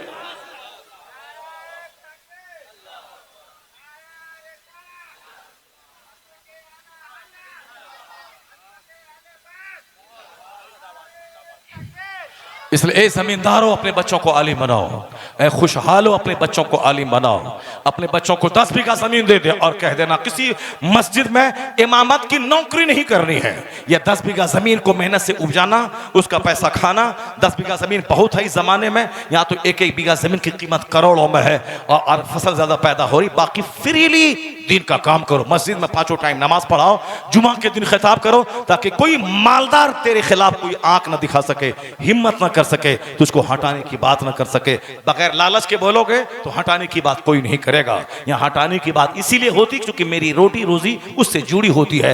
इसीलिए कहता है कि मैं इसको हटा दूंगा तो इसकी रोजी रोटी खतरे में पड़ जाएगी। अल्लाह ताला हमारे मालदारों, खुशहालों, जमींदारों को अपने बच्चों को आलिम बनाने की तौफीक अता फरमाए। तकरीर थोड़ी मेरी से तवील हो जाएगी, मगर थोड़ा सब्र करना पड़ेगा, क्योंकि आज मैं दिल खोल के आपके सामने बात कर रहा हूं। आप लोग भागेंगे तो नहीं, आप लोग तकरीर शुरू मैं थोड़ी देर में करने वाला हूं। अभी एक बात जो मेरी इनकम्प्लीट थी उसको भी मैं कंप्लीट कर देता हूं, फिर तकरीर शुरू करूंगा मुफ्ती साहब, फिर मैं तकरीर शुरू करूंगा। अभी तमहीद खत्म हो गई एक, बस एक तमहीद और रह गई है, उसको कंप्लीट कर देता हूं, फिर उसके बाद तकरीर शुरू करता हूं। वह तमहीद क्या रह गई है? वो रह गई है कि आज जलसा कराने के बाद आपस में लड़ जाना, मदरसा खोलने के बाद लड़ जाना, हज से वापस आने के बाद पहले से ज्यादा गंदा हो जाना, पहले हज से वापस आने के बाद ज्यादा हरीस और लालची हो जाना। चूंकि वहां जाके इबादत तो किया नहीं है, बहुत गर्मी है, बहुत परेशानी है, गर्मी है, बच्चा को फोन से बोला आप क्या करें, जल्दी दुआ करो, ये टाइम 10 दिन का खत्म हो जाए, फ्लाइट का डेट आ जाए, जल्दी से घर आ जाए, बहुत गर्मी है, बहुत गर्मी है, बहुत गर्मी है। नेक लोगों ने इस 40 दिन के हज के दौरान 5 खत्म कुरान कर लिया। नेक लोगों ने 70 तवाफ कर लिया। इसी गर्मी में 70 तवाफ करने वालों को जन्नत की बशारत है। वह 70 तवाफ कर लिया, 3, 4, 5 खत्म कुरान कर लिया, 1 लाख बार दुरूद मदीने में सरकार के पास जाके पढ़ लिया। और ये फोन करके गर्मी बहुत ज्यादा है, मन नहीं लग रहा है। मन मदीना में नहीं लगेगा तो कहाँ लगेगा? नेपाल बता दे, मदीना में नहीं लगेगा तो कहाँ मन लगेगा? नेपाल में मन लगेगा? इस उजड़े दयार में मन लगेगा? हिंदुस्तान के बुतखाने में मन लगेगा? कहाँ मन लगेगा? इसका मतलब है तू बेकार चला गया था, तुझको तो चाहिए वही उजड़ा हुआ मैखाना, तू चला गया काबा मदीना, तुमको तो गलती से तुम चला गया, मन नहीं लग रहा। वो वहां से आने के बाद पहले से ज्यादा बिगड़ जाता है, उसका चेहरा काला हो जाता है। क्यों? नीयत अगर खराब हुई तो उसका कोई फायदा नहीं होता है। जलसा कराने वालों को नीयत पाकीज़ा रखनी पड़ेगी, हज करने वालों को नीयत पाक रखनी पड़ेगी। इसलिए कि हदीस में आया है कि ला इन्नल्लाह ला यंज़ुरु इला सुवरिकुम वलाकिन यंज़ुरु इला क़ुलूबिकुम। Allah does not see your face, Allah does not see your wealth, but Allah sees your heart, Allah sees your intention, Allah sees your deeds, Allah sees your action। अल्लाह तुम्हारी सूरत, तुम्हारा माल नहीं देखता, तुम्हारी नीयत, तुम्हारे अमाल को देखता। नीयत अगर खराब रही तो जलसे का फैज नहीं मिलेगा, उल्टा यही जलसा दंगे का जरिया हो जाएगा, मारपीट का अड्डा हो जाएगा। मदरसा कायम करने का फायदा नहीं मिलेगा, उल्टा मदरसा कायम भी करो, भीख भी मांगो, हराम खोरी का इल्जाम लेकर के रहो। 2-4 साल तक सब्र हुआ तो ठीक है, नहीं तो मदरसा बंद करके फिर आम लोगों की तरह हो जाओ। जरा गौर से सुनिए, अब मैं तकरीर का ये चैप्टर बंद करता हूं। जलसा कराने से पहले, मदरसा से पहले, मस्जिद से पहले, हज करने से पहले ये ब्रेन पाक रखिए, अच्छी नीयत, खुदा की खुशनुदी की नीयत रखिए। कयामत के दिन 3 शख्स को सामने लाया जाएगा, एक हदीस, उसकी तशरीह, फिर तकरीर चालू हमारी रहेगी आगे अज़मत अहले बैत की फजीलत पर जो आयत करीमा मैंने पढ़ी है। यह तकरीर का चैप्टर मैं क्लोज कर रहा हूं एक हदीस पाक पढ़ के सुना के, जरा गौर से सुनिएगा। 3 आदमी कयामत के दिन अल्लाह के हुजूर लाया जाएगा। इन्ना अव्वलन नास, लोगों में सबसे पहला आदमी जो अल्लाह के सामने लाया जाएगा, जिनके खिलाफ मुकदमा दर्ज होगा। तुम ये बता दे कि अल्लाह ने तुझको ताकत दी, जवानी दी, खूबसूरती दी, तुम बिल्कुल हेल्दी बने, तो तुमने इस नेमत का क्या शुक्र अदा किया? वह बोलेगा इलाही, मुझको तूने ताकत दी, मैं तेरी राह में जिहाद किया, कातल तो फी का हत्तस तुशहिद। तो जरा गौर से सुनिएगा, क्या कहेगा वो बंदा? इलाही तूने मुझको ताकत दी, जवानी दी, माल दिया, कुव्वत दी, जवानी दी, तो मैंने तेरी राह में जंग की, जिहाद किया। कातल तो फी का हत्तस तुशहिद, तो मैंने तेरी राह में जिहाद किया, मैंने जंगो जिदाल किया, कुफ्र से मैं लड़ा, यहां तक कि मैं शहीद कर दिया गया। यस, जान ही सबसे बड़ी दौलत है, जान दे दी, हत्तस तुशहिद, तो यहां तक मैं शहीद कर दिया गया। अल्लाह कहेगा कज़ब्ता, तूने झूठ बोला, तूने झूठ बोला। जान भी दे दें अल्लाह की राह में, खूब सेल्फी चलाओ, खूब अपने पीर साहब की सारी वो तस्बीह 1000 दाने वाली तस्बीह को वीडियो बना के व्हाट्सएप पे डाल दो, खूब व्हाट्सएप का खेल तमाशा करो। एक नमाज ही छुपी हुई थी वो भी व्हाट्सएप पे है, एक तस्बीह छुपी हुई थी वो भी व्हाट्सएप पे है, एक अपने मुरीद को हिदायत छुपी हुई थी वो भी व्हाट्सएप पे है, एक उम्रा और हज के अरकान छुपे हुए थे वो भी व्हाट्सएप और यूट्यूब पे डाल दिया। अब वो भी गरीबों को खैरात किया वो भी व्हाट्सएप पे डाल दिया। जिन खुशनसीब जन्नतियों का चर्चा हदीस फरमाया है क़यामत के दिन अर्श इलाही का साया मिलेगा, उसमें एक खुश नसीब वो है जो दाहिने हाथ से खर्च करे तो बाएं को पता ना चले। ऐसा अब तो यहाँ इधर से साड़ी दी जाती है और उधर से वहां से साहब वीडियो बनाया जाता है और उसको अपलोड किया जाता है ताकि खूब जाए। और अब वीडियोग्राफी, अपलोड, सेल्फी, तस्वीर का जब तमाशा, उसका खतरनाक अंजाम सामने आया, अब लोग कहते हैं ताजुश शरिया का फतवा ही अच्छा था, अगर उस पे अमल किया गया होता तो ना कोई अजहरी जेल जाता और ना कोई तमाशा होता। तो अब जब खतरा सामने आ गए, अब कहते हैं वह हक वही फतवा है जो ताजुश शरिया का दिया गया हुआ है। वाह वाह वाह। जब पीर साहब ने मस्जिद को स्टेडियम बना दिया, जब पीर साहब ने निकाह की महफिल को साहब वीडियोग्राफी, फोटोग्राफी की महफिल बना दी, निकाह पढ़ा रहा है, 50 कैमरा लगे हुए हैं, 50 मोबाइल लगे हुए हैं। ये पीर साहब ऐसा लग रहा है जैसे कोई पत्रकार हो और 50 न्यूज चैनल वाला उससे इंटरव्यू ले रहा हो। वही हाल पीर साहब का मस्जिद में हो गया। ये हालत देखने के बाद लोग कहते हैं सच ताजुश शरिया ने कहा ये वीडियोग्राफी, ये फोटोग्राफी जहन्नम ले जाने वाला काम है। अगर उनके फतवे को मान लिया गया होता तो आज मस्जिद का तकद्दुस पामाल नहीं होता। मानना तो पड़ेगा, जो सच है, जो हक है, उसे एक दिन तो मानना पड़ेगा। सब अपनी अपनी दुकान खोले हुए हैं। पाकिस्तान का 10 मौलवी है, सब अपना ऑफिशियल चैनल खोले हुआ है। सज धज के सवर के आना है और पीछे से एक म्यूजिक फिट कर देना है और आराम से आधा घंटा बोलना है, अपलोड कर देना है ताकि लोग देखें और माल बनता रहे। उसी तरह हिंदुस्तान में भी कुछ लोगों ने शुरू किया है, अपना सज सवर कर बिल्कुल अपने स्टूडियो में बैठना है, जबरदस्त किस्म का माइक लेना है ताकि कहीं से भी आवाज में कोई खराश पैदा ना हो, और फिर साइड से बैक से कोई हल्का सा म्यूजिक डालना है। क्यों साहब? ताकि सुनने वाले को सुनने में मजा आ जाए। वो तो हम लोगों जैसा मजनू है, न कोई चैनल है, न कोई स्टूडियो है, न कोई सजना धजना है, न कोई माइक है। कहीं ये साहब चौपट किस्म का माइक मिलता है, आवाज खराब होती है। कहीं चौपट किस्म का मजमा मिलता है, 5 लोग बैठे रहते हैं। कुछ भी हो, चाहे माइक खराब हो या मजमा खराब हो या मौसम खराब हो या अपनी तबीयत खराब हो, मगर कुरान सुनाना है, हदीस सुनाना है, दिन की बात सुनाना है। ना कोई म्यूजिक है, ना कोई बैक पर्दे से कोई छाछन की आवाज है। ये तो हम लोग कर रहे हैं, चूंकि हम लोग ताजुश शरिया वाले हैं, चाहते हैं कि तबीयत पे नहीं शरीयत पे अमल हो जाए। नारे तकबीर, नारे रिसालत, खजाने ताजुश शरिया। उसके बावजूद अगर कोई कर लेता है, वीडियो बना लेता है, तो उसका जिम्मेदार वो है, वो जाने, उसका काम जाने। हमारा काम है सादे सिंपल तौर पर शरीयत का पैगाम पहुंचा देना और ये बता देना कि ये जायज है या नाजायज है।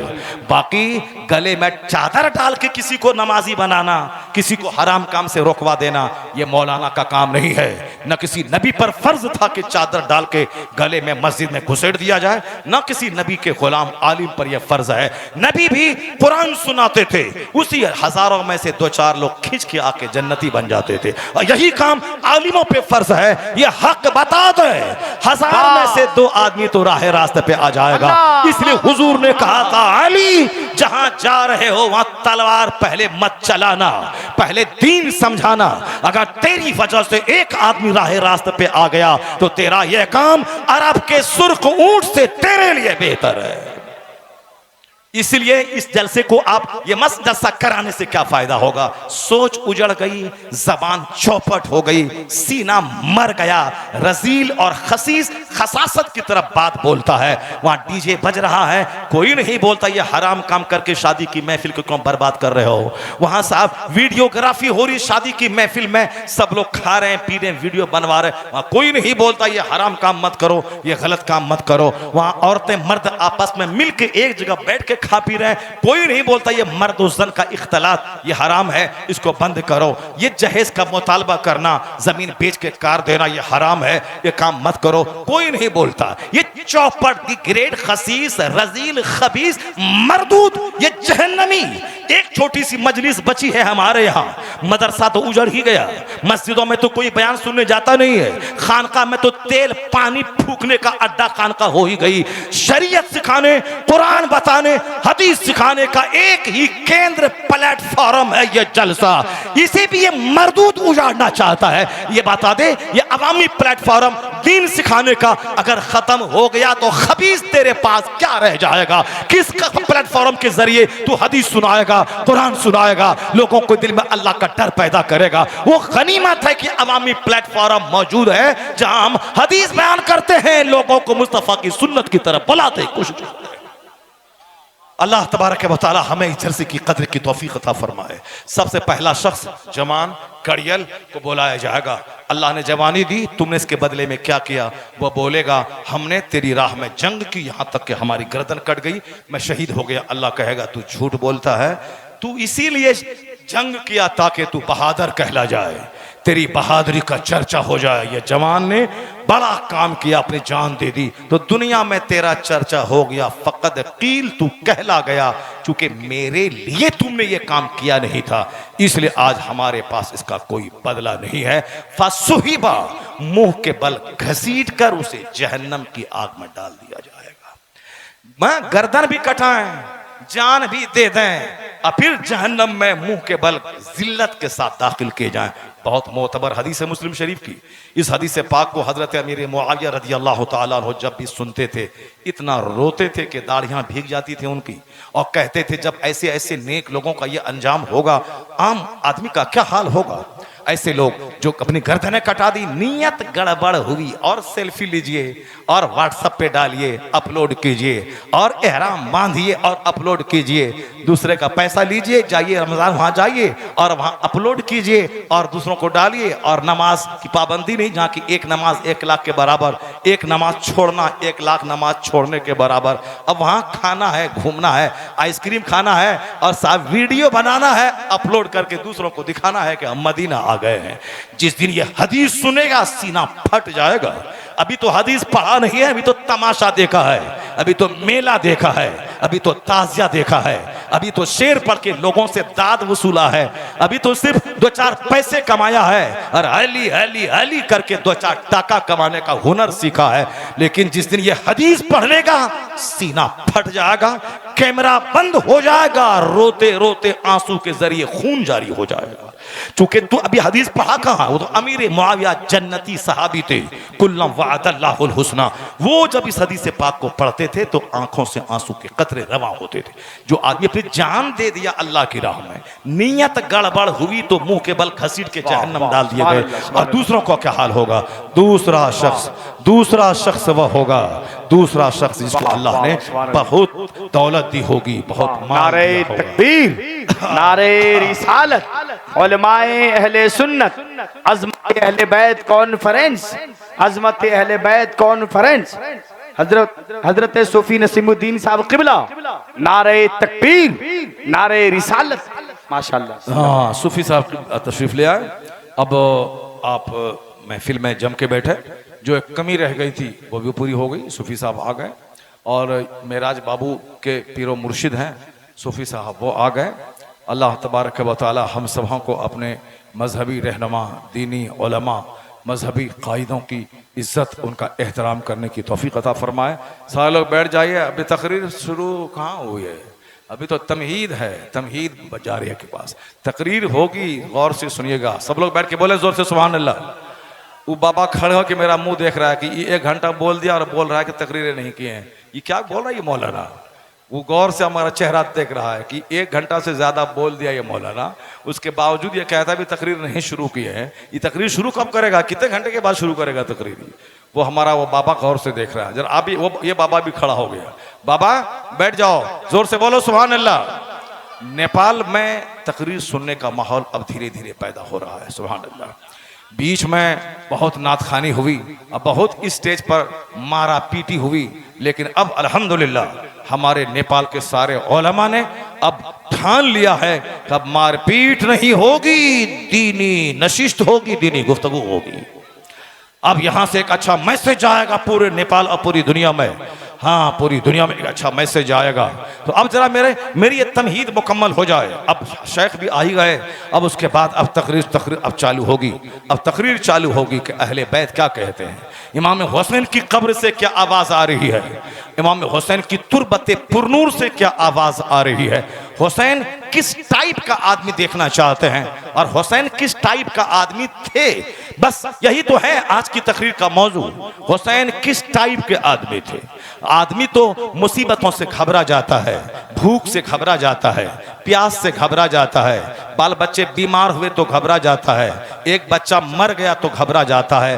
वहां भूख के अंबार पर, प्यास के अंबार पर, बाल बच्चों के सूखे हल्क को देखते हुए लाशों के अंबार पर ये कैसा आदमी है जो 1 इंच न पीछे हटा, ना इन्होंने जालिम के सामने झुका, ना कभी बाल बच्चों की लाशों को देखकर आंख में आंसू के कतरे लाया। ये सारा सितम सह गया, सब्र की चट्टान बन गया, मगर दीन से समझौता नहीं किया, बल्कि दीन हक पर कायम रहा, जालिम से समझौता नहीं किया, उनके सामने 1 इंच नहीं झुका, अपना सब कुछ लूटा दिया, नाना के दीन को बचा लिया।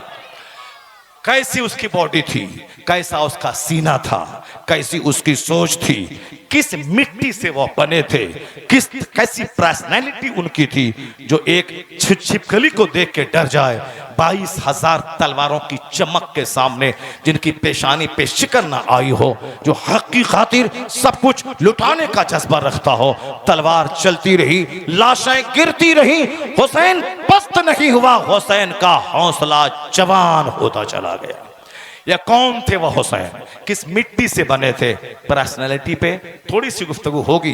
हुसैन की कब्र से जो आज आवाज आ रही है वो आवाज ही आ रही है। आजकल जालिमों का मुंह देखा, सरेंडर हो गए, ताकतवर है, चुप हो गए, देखा ये साहब लंगटा है, ये गोंडा है, लठेत है, हक भी नहीं बोले, चुप हो गए। हाँ मैं हाँ मिलाया, सुबह इधर शाम उधर, सुबह इस पार्टी में शाम उस पार्टी में, सुबह इधर शाम उधर, कोई वजन नहीं, कोई ग्रेविटी नहीं, कोई उसूल नहीं, कोई जाब्ता नहीं, जिधर देखा पल्ला भारी है उसी तरफ चले गए। दौलतमंद के पास, ताकत वाले के पास, लाठी वाले के पास। हुसैन बता गए बातिल से दब के जीना है तौहीन जिंदगी, बातिल से दब के जीना है तौहीन जिंदगी, यह ऐलान कर रही है आज भी तुरबत हुसैन की। माशाअल्लाह, नारे ऐलान तकबीर, कर रही है आज भी नारे तुरबत रिसालत, मसलके आला हजरत, उलमाए अहले सुन्नत। मैं बताऊंगा, ये बस तकरीर करूंगा, तकरीर चाहे 1 मिनट की हो जाए, चाहे 1 घंटे की हो जाए, तकरीर होगी अहले बैत की अजमत पे, उनकी सदाकत पर, उनकी हिम्मत पे। हम जैसे बुज़दिलों के लिए उनकी जिंदगी की क्या मीनारे नूर की हैसियत रखती है। उन क्यों हुजूर ने कहा कि मैं 2 चीज छोड़ के जा रहा हूं, एक कुरान, एक अहले बैत। क्यों मुस्तफ़ा ने कहा? कैसे नूर मिलता है कुरान से, कैसे रोशनी मिलती है अहले बैत अतहार की पाकीज़ा जिंदगी से। यही तो खिताब है, खिताब का टॉपिक है मेरा, यह टॉपिक है। बस उससे पहले मेरी तमहीद मुकम्मल हो जाए, फिर तकरीर मेरी शुरू हो जाए। एक बार जोर से बोली ला इलाहा इल्लल्लाह मुहम्मदुर रसूलुल्लाह, अस्सलातु वस्सलामु अलैका या रसूलल्लाह व अला आलिका व असहाबिका या नूरल्लाह। ये हदीस पाक मुस्लिम शरीफ की मुकम्मल हो जाए, फिर मैं सरकार इमाम आली मकाम और अहले बैत अतहार की जिंदगी के बयान करने में दाखिल हो रहा हूँ, वहाँ से नूर हासिल कर रहा हूँ। एक पॉइंट भी अगर हमारे दिल में बैठ गया तो जिंदगी को नूरानी बनाने के लिए काफ़ी है। बेशुमार किस्से कहानी सुनना ये मकसद नहीं है, मकसद है हुसैन की जिंदगी से नूर हासिल करना।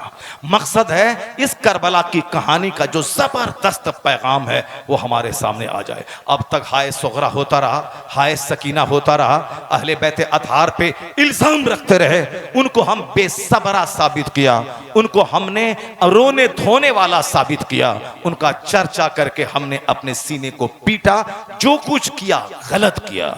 हुसैन की कहानी आंसू की कहानी नहीं है, हुसैन की कहानी सीना पीटने की कहानी नहीं है, हुसैन की कहानी रोने धोने की कहानी नहीं है, हुसैन की कहानी सब्र की कहानी है, हुसैन की कहानी इसार की कहानी है, हुसैन की कहानी इस्तिकामत फी दीन की कहानी है, हुसैन की कहानी जालिमों की परवाह किए बगैर हक उनके सामने बोलने की कहानी है। हुसैन की कहानी दबने की नहीं बल्कि जुल्म दबाने की कहानी है। हुसैन की कहानी रोने की नहीं, उनकी कहानी कयामत तक के लोगों के लिए फख्र की कहानी है। मेरा इमाम हो तो ऐसा, मेरा रहनुमा हो तो ऐसा। जिसने भी सीना पीटा और जिसने भी चेहरे पर मारा और जिसने भी कपड़े फाड़ा, जिसने भी काला कपड़ा पहना, वह हुजूर के गरोह में से है ही नहीं, वह मुस्तफा का है ही नहीं। इसलिए कि बुखारी शरीफ की हदीस में आया है, मन ज़रबल खुदूद व शक्कल जयूब व दाब दावल जाहिलिया लैसा मिन्ना, ही इज नॉट अमंग अस। वह हमारे दरमियान का आदमी नहीं है, वह हमारे गरोह में से नहीं है, वह हमारी उम्मत में से नहीं है, वह हमारे मानने वालों में से नहीं है। कौन? जिसने चेहरे को मारा, अपना गरीबान फाड़ा और जाहिलों की तरह नौहा और मातम किया, वो हमारे घरों में से नहीं है। इसलिए सुन ले, जिसने भी ये कहानी शुरू की है मातम की, घुंघरू की, बिंजू की, डीजे की, मरसिया की, काला कपड़ा पहनने की, सोग मनाने की, उसने अहले सुन्नत व जमात पे जुल्म किया है। उसने अहले बैते अतहार को उन्होंने रोने धोने वाला साबित किया है। उनकी कहानी बोलकर लोगों के सामने बुज़दिली पैदा करने की नापाक कोशिश की है। चंद हिंदुआना रस्मों रिवाज की तरह अपने समाज में हुसैन के नाम पे शरीयत का मजाक उड़ाने की कोशिश की है, बल्कि कुरान, शरीयत, सुन्नत, हदीस पर अमल रोकने के लिए इन राफिजियों ने चंद नियम को गढ़ लिया है। अब अल्लाह का शुक्र है कि जो लोग पंजा के सामने हाथ फैलाते थे, जो लोग किस साहब चरसी और गंजेरी बंबई की जमीन पर आज भी कहीं न कहीं है, मगर अल्हम्दुलिल्लाह 80% उन गंजेरियों का तमाशा खत्म हो गया। वह पंजा लेके बैठते थे, वह चरस पीने वाला सर झुलाता था और कहता था कि हुसैन की सवारी इस पे आ गई। जो हुसैन दीन बचाने सारा कुंबा लुटाया, वह इस चरसी के माथे पे आ गया। चरस पीने वाला, अफीम पीने वाला, गांजा पीने वाला, नमाज छोड़ने वाला, ये चरसी, ये अफीम पीने वाला, ये शराबी, ये पापी जिसे पेशाब करने का ढंग मालूम ना हो, हुसैन उनके सर पे आ गए। कमजोरों की जमात है औरत, कमजोरों की जमात है बच्चे कमजोर हैं, औरतें कमजोर हैं, औरतों की भीड़ लग जाती है और औरतें कहती बाबा हुसैन मुझको बेटा चाहिए, बाबा हुसैन मुझको घर चाहिए, बाबा हुसैन मेरे शौहर को लंबी उम्र चाहिए, बाबा हुसैन सामने वाला प्लॉट चाहिए। वो चरसी बोलता हाँ हाँ सामने वाला प्लॉट मिल जाएगा, तुम्हें 500 रुपए देना पड़ेगा, तुम्हें 1000 रुपए देना पड़ेगा। वो लोग, ये औरतें समझती हैं हुसैन आ गए। अब वो चरसी इन औरतों के जज्बात का मजाक उड़ाता है। यही तमाशा हर गली कूचे में बंबई में देखने को मिलता था और हिंदुस्तान भर में भी। मैंने अपने गांव में भी एक बेनमाजी के बारे में बचपन में सुना, आज से 50 साल पहले मैंने सुना कि उस पर हुसैन आते हैं। जब वह ढोल बजाता है तब वो खुद साहब सर झुलाता है और उसके बाद 3 दिन तक वो उसी हालत में रहता है। और 10वीं को जब आदमी निशान को ले जाके फर्जी करबला में फंसा देते हैं, जैसे गैर मुस्लिम अपने हाथ से कुछ बनाते हैं, घुमाते हैं, चंदा वसूल करते हैं, शराब पीते हैं, उसी तरह ये चरस पीने वाला अपने हाथ से कुछ बनाता है, दुल्लुल बनाता है, 2 कब्र बनाता है, उसको हुसैन की कब्र समझता है और उसके सामने जाकर के मिन्नतें मांगता है, उसको घुमाता है, पैसा लेके शराब पीता है। फिर उन्हीं के 10वां की तरह 10वीं तारीख को जाके मिट्टी में फर्जी करबला में फंसा देता है। वह गैर मुस्लिम नमाज से खुश नहीं होता, रोजे से खुश नहीं होता, हज व ज़कात से खुश नहीं होता, मगर ये हिंदुआना रस्मों रिवाज से खुश होता है, क्योंकि ये काम उसके काम से मेल खाता है। वह भी कुछ बनाता है, वह भी कुछ घुमाता है, वह भी शराब पी के कुछ चंदा करता है, वह भी घुमा के डीजे बजा के नाच के कूद के वह भी जाके 10वीं को पसंद कर देता है। यही काम मुसलमानों ने उससे सीख लिया। हुसैन आजम एक बार शहीद हुए मैदान करबला में। मुहर्रम की 10 तारीख को मुसलमानों ने करोड़ों करबला बना डाला। मुसलमानों ने हर साल इमाम हुसैन को मारने और जाके जमीन में फंसाने की नापाक कोशिशें करनी शुरू की। इसीलिए हुसैन ने गर्दन कटाई थी ताकि शरीयत का मजाक उड़े। इसीलिए हुसैन ने बाल बच्चों को शहीद करवाया था ताकि मुसलमान हिंदुओं की रीति रिवाज की तरह वो साहब अपने यहाँ रीति रिवाज लाने लगे। तुम्हारा बाप जिंदा है, क्या तुमने जिंदा बाप का 40वां किया? तुम्हारा बाप जिंदा है, क्या तुमने जिंदा बाप का 10वां किया? तुम्हारा बाप जिंदा है, क्या तुमने जिंदा बाप का तीजा किया? मेरा बाप जिंदा है। आइए सब लोग कुरान खानी कीजिए, आपका परसों तीजा है। सारे लोग मजाक उड़ाएंगे कि जिंदा बाप का तीजा होता है, जिंदा बाप का 10वां होता है, जिंदा बाप का 40वां होता है। जब मेरे जिंदा बाप का 10वां नहीं होता, मेरे जिंदा बाप का 40वां नहीं होता, मेरे जिंदा बाप का तीजा नहीं होता, मेरे जैसे करोड़ों माँ बाप जिस हुसैन पर कुर्बान हो जाए, वह हुसैन अल्लाह की राह में शहीद हुए तो जिंदा है। अल्लाह कहता है वला तकुलू लिमन युक्तलु फी सबीलिल्लाह अमवात, जो अल्लाह की राह में कत्ल किए गए, मारे गए, उसे मुर्दा मत कहो, मुर्दा मत कहो। और दूसरी जगह अल्लाह ने कहा वला तहसबन्नल लजीना, यानी उसको गुमान तक मत करो जो अल्लाह की राह में शहीद हो गए वह मुर्दा है। एक कहना जबान से होता है, सोचना ब्रेन से होता है। अल्लाह ने दोनों बातें कह दी कि दिमाग में इमेजिन तक मत करना, थिंकिंग मत करना कि शहीद मर गए हैं, हाथ पांव कट गया है, जिंदा कैसे है। बोलना भी जबान से, वला तकुलू, जबान से बोलना मत, वला तहसबन्नल लज़ीना क़ुतिलू फी सबीलिल्लाह अमवाता, अल्लाह के नाम शहीद किए गए, उसे मुर्दा सोचना तक नहीं, ना बोलना ना मुर्दा सोचना। ये अल्लाह के नजदीक इनको रोजी दी जाती है। अल्लाह की राह में कट गए, अल्लाह उनको दायमी जिंदगी दी थी। जो हुसैन जिंदा है उस जिंदे का 10वां कैसा, जो हुसैन जिंदा है उसका तीजा कैसा, जो हुसैन जिंदा है उसका 40वां कैसा, जो हुसैन जिंदा है उसका मातम कैसा, जो हुसैन जिंदा है उसके नाम पे सोग मनाना कैसा, काला कपड़ा पहनना कैसा। ए सुन्नी, तुमने राफिजियों का शार अपनाया, तुमने हुसैन आजम के इन कत्ल करने वालों, सीना पीटने वालों को कि तुमने पैरवी की। क्या हुसैन आजम को गौसे पाक नहीं मिले थे कि गौसे पाक के सर पे आ जाए? क्या गरीब नवाज नहीं मिले थे उनके सर पे आ जाए? क्या महबूब इलाही नहीं मिले थे उनके सर पे आ जाए? क्या आला हजरत नहीं मिले थे उनके सर पे आ जाए? क्या ताजुल शरिया नहीं मिले थे उनके सर पे आ जाए? क्या हुसैन कोई चरसी मिला था या गंजेड़ी मिला था, ये शराबी मिला था, ये पापी मिला था, ये समाज का सबसे नाकारा, बदबख्त और बदमाश और बदकुमाश, ये बेनमाजी मिला था? हुसैन उसके सर पे आ गए। ये कौन सा ड्रामा तुमने किया? ये किसकी पैरवी तुमने की? किसकी तुमने नकल की? छोड़ दे ये सारा खुराफात, ये राफिजों का शार छोड़ दे, ये हिंदुआना रस्मों रिवाज छोड़ दे। हुसैन आजम नेज़े पर भी कुरान पढ़ा है। 10 तारीख को तू कुरान पढ़, हुसैन की शान बयान कर और तू कसम खा ले कि हम मातम नहीं करते, हमें फख्र है कि मेरा नेता ऐसा हो, मेरा रहनुमा ऐसा हो, मेरा शहीद ऐसा हो। सब कुछ लुटा के भी कुछ नहीं लुटाया, मेरा रहनुमा ऐसा लाजवाब था, ऐसा बेमिसाल।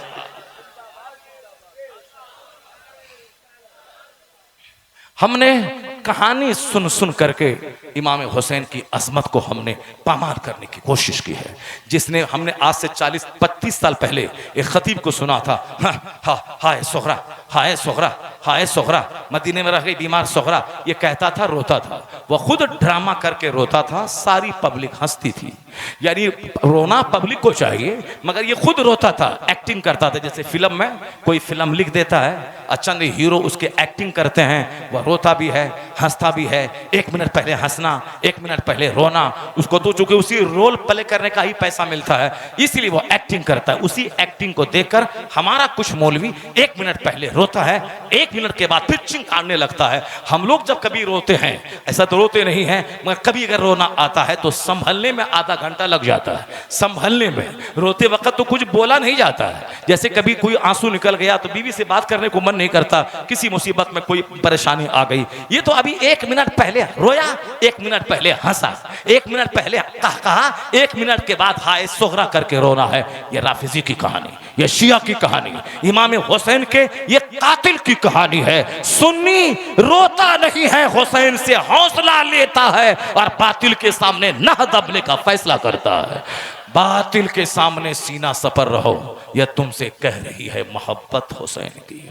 असल हुसैनियत यह है, अहले बैत अतहार भंडार है नूर के, वहां से रोशनी ली जाती है। इसीलिए हम कोई किस्सा कहानी और कोई तरह रोने और मातम करने की कहानी नहीं। हमारी तकरीर तो सुन लिए होंगे कि अब ये मौलवी की सोच का आदमी है, ये क्या बोलना चाहता है। यही सोच फतवा रज़विया में है, यही सोच सवाल है करबला में है, यही सोच सदरुल अफाजिल की तहरीर में है, यही सोच हमारे बुजुर्गों की तसनीफात में है।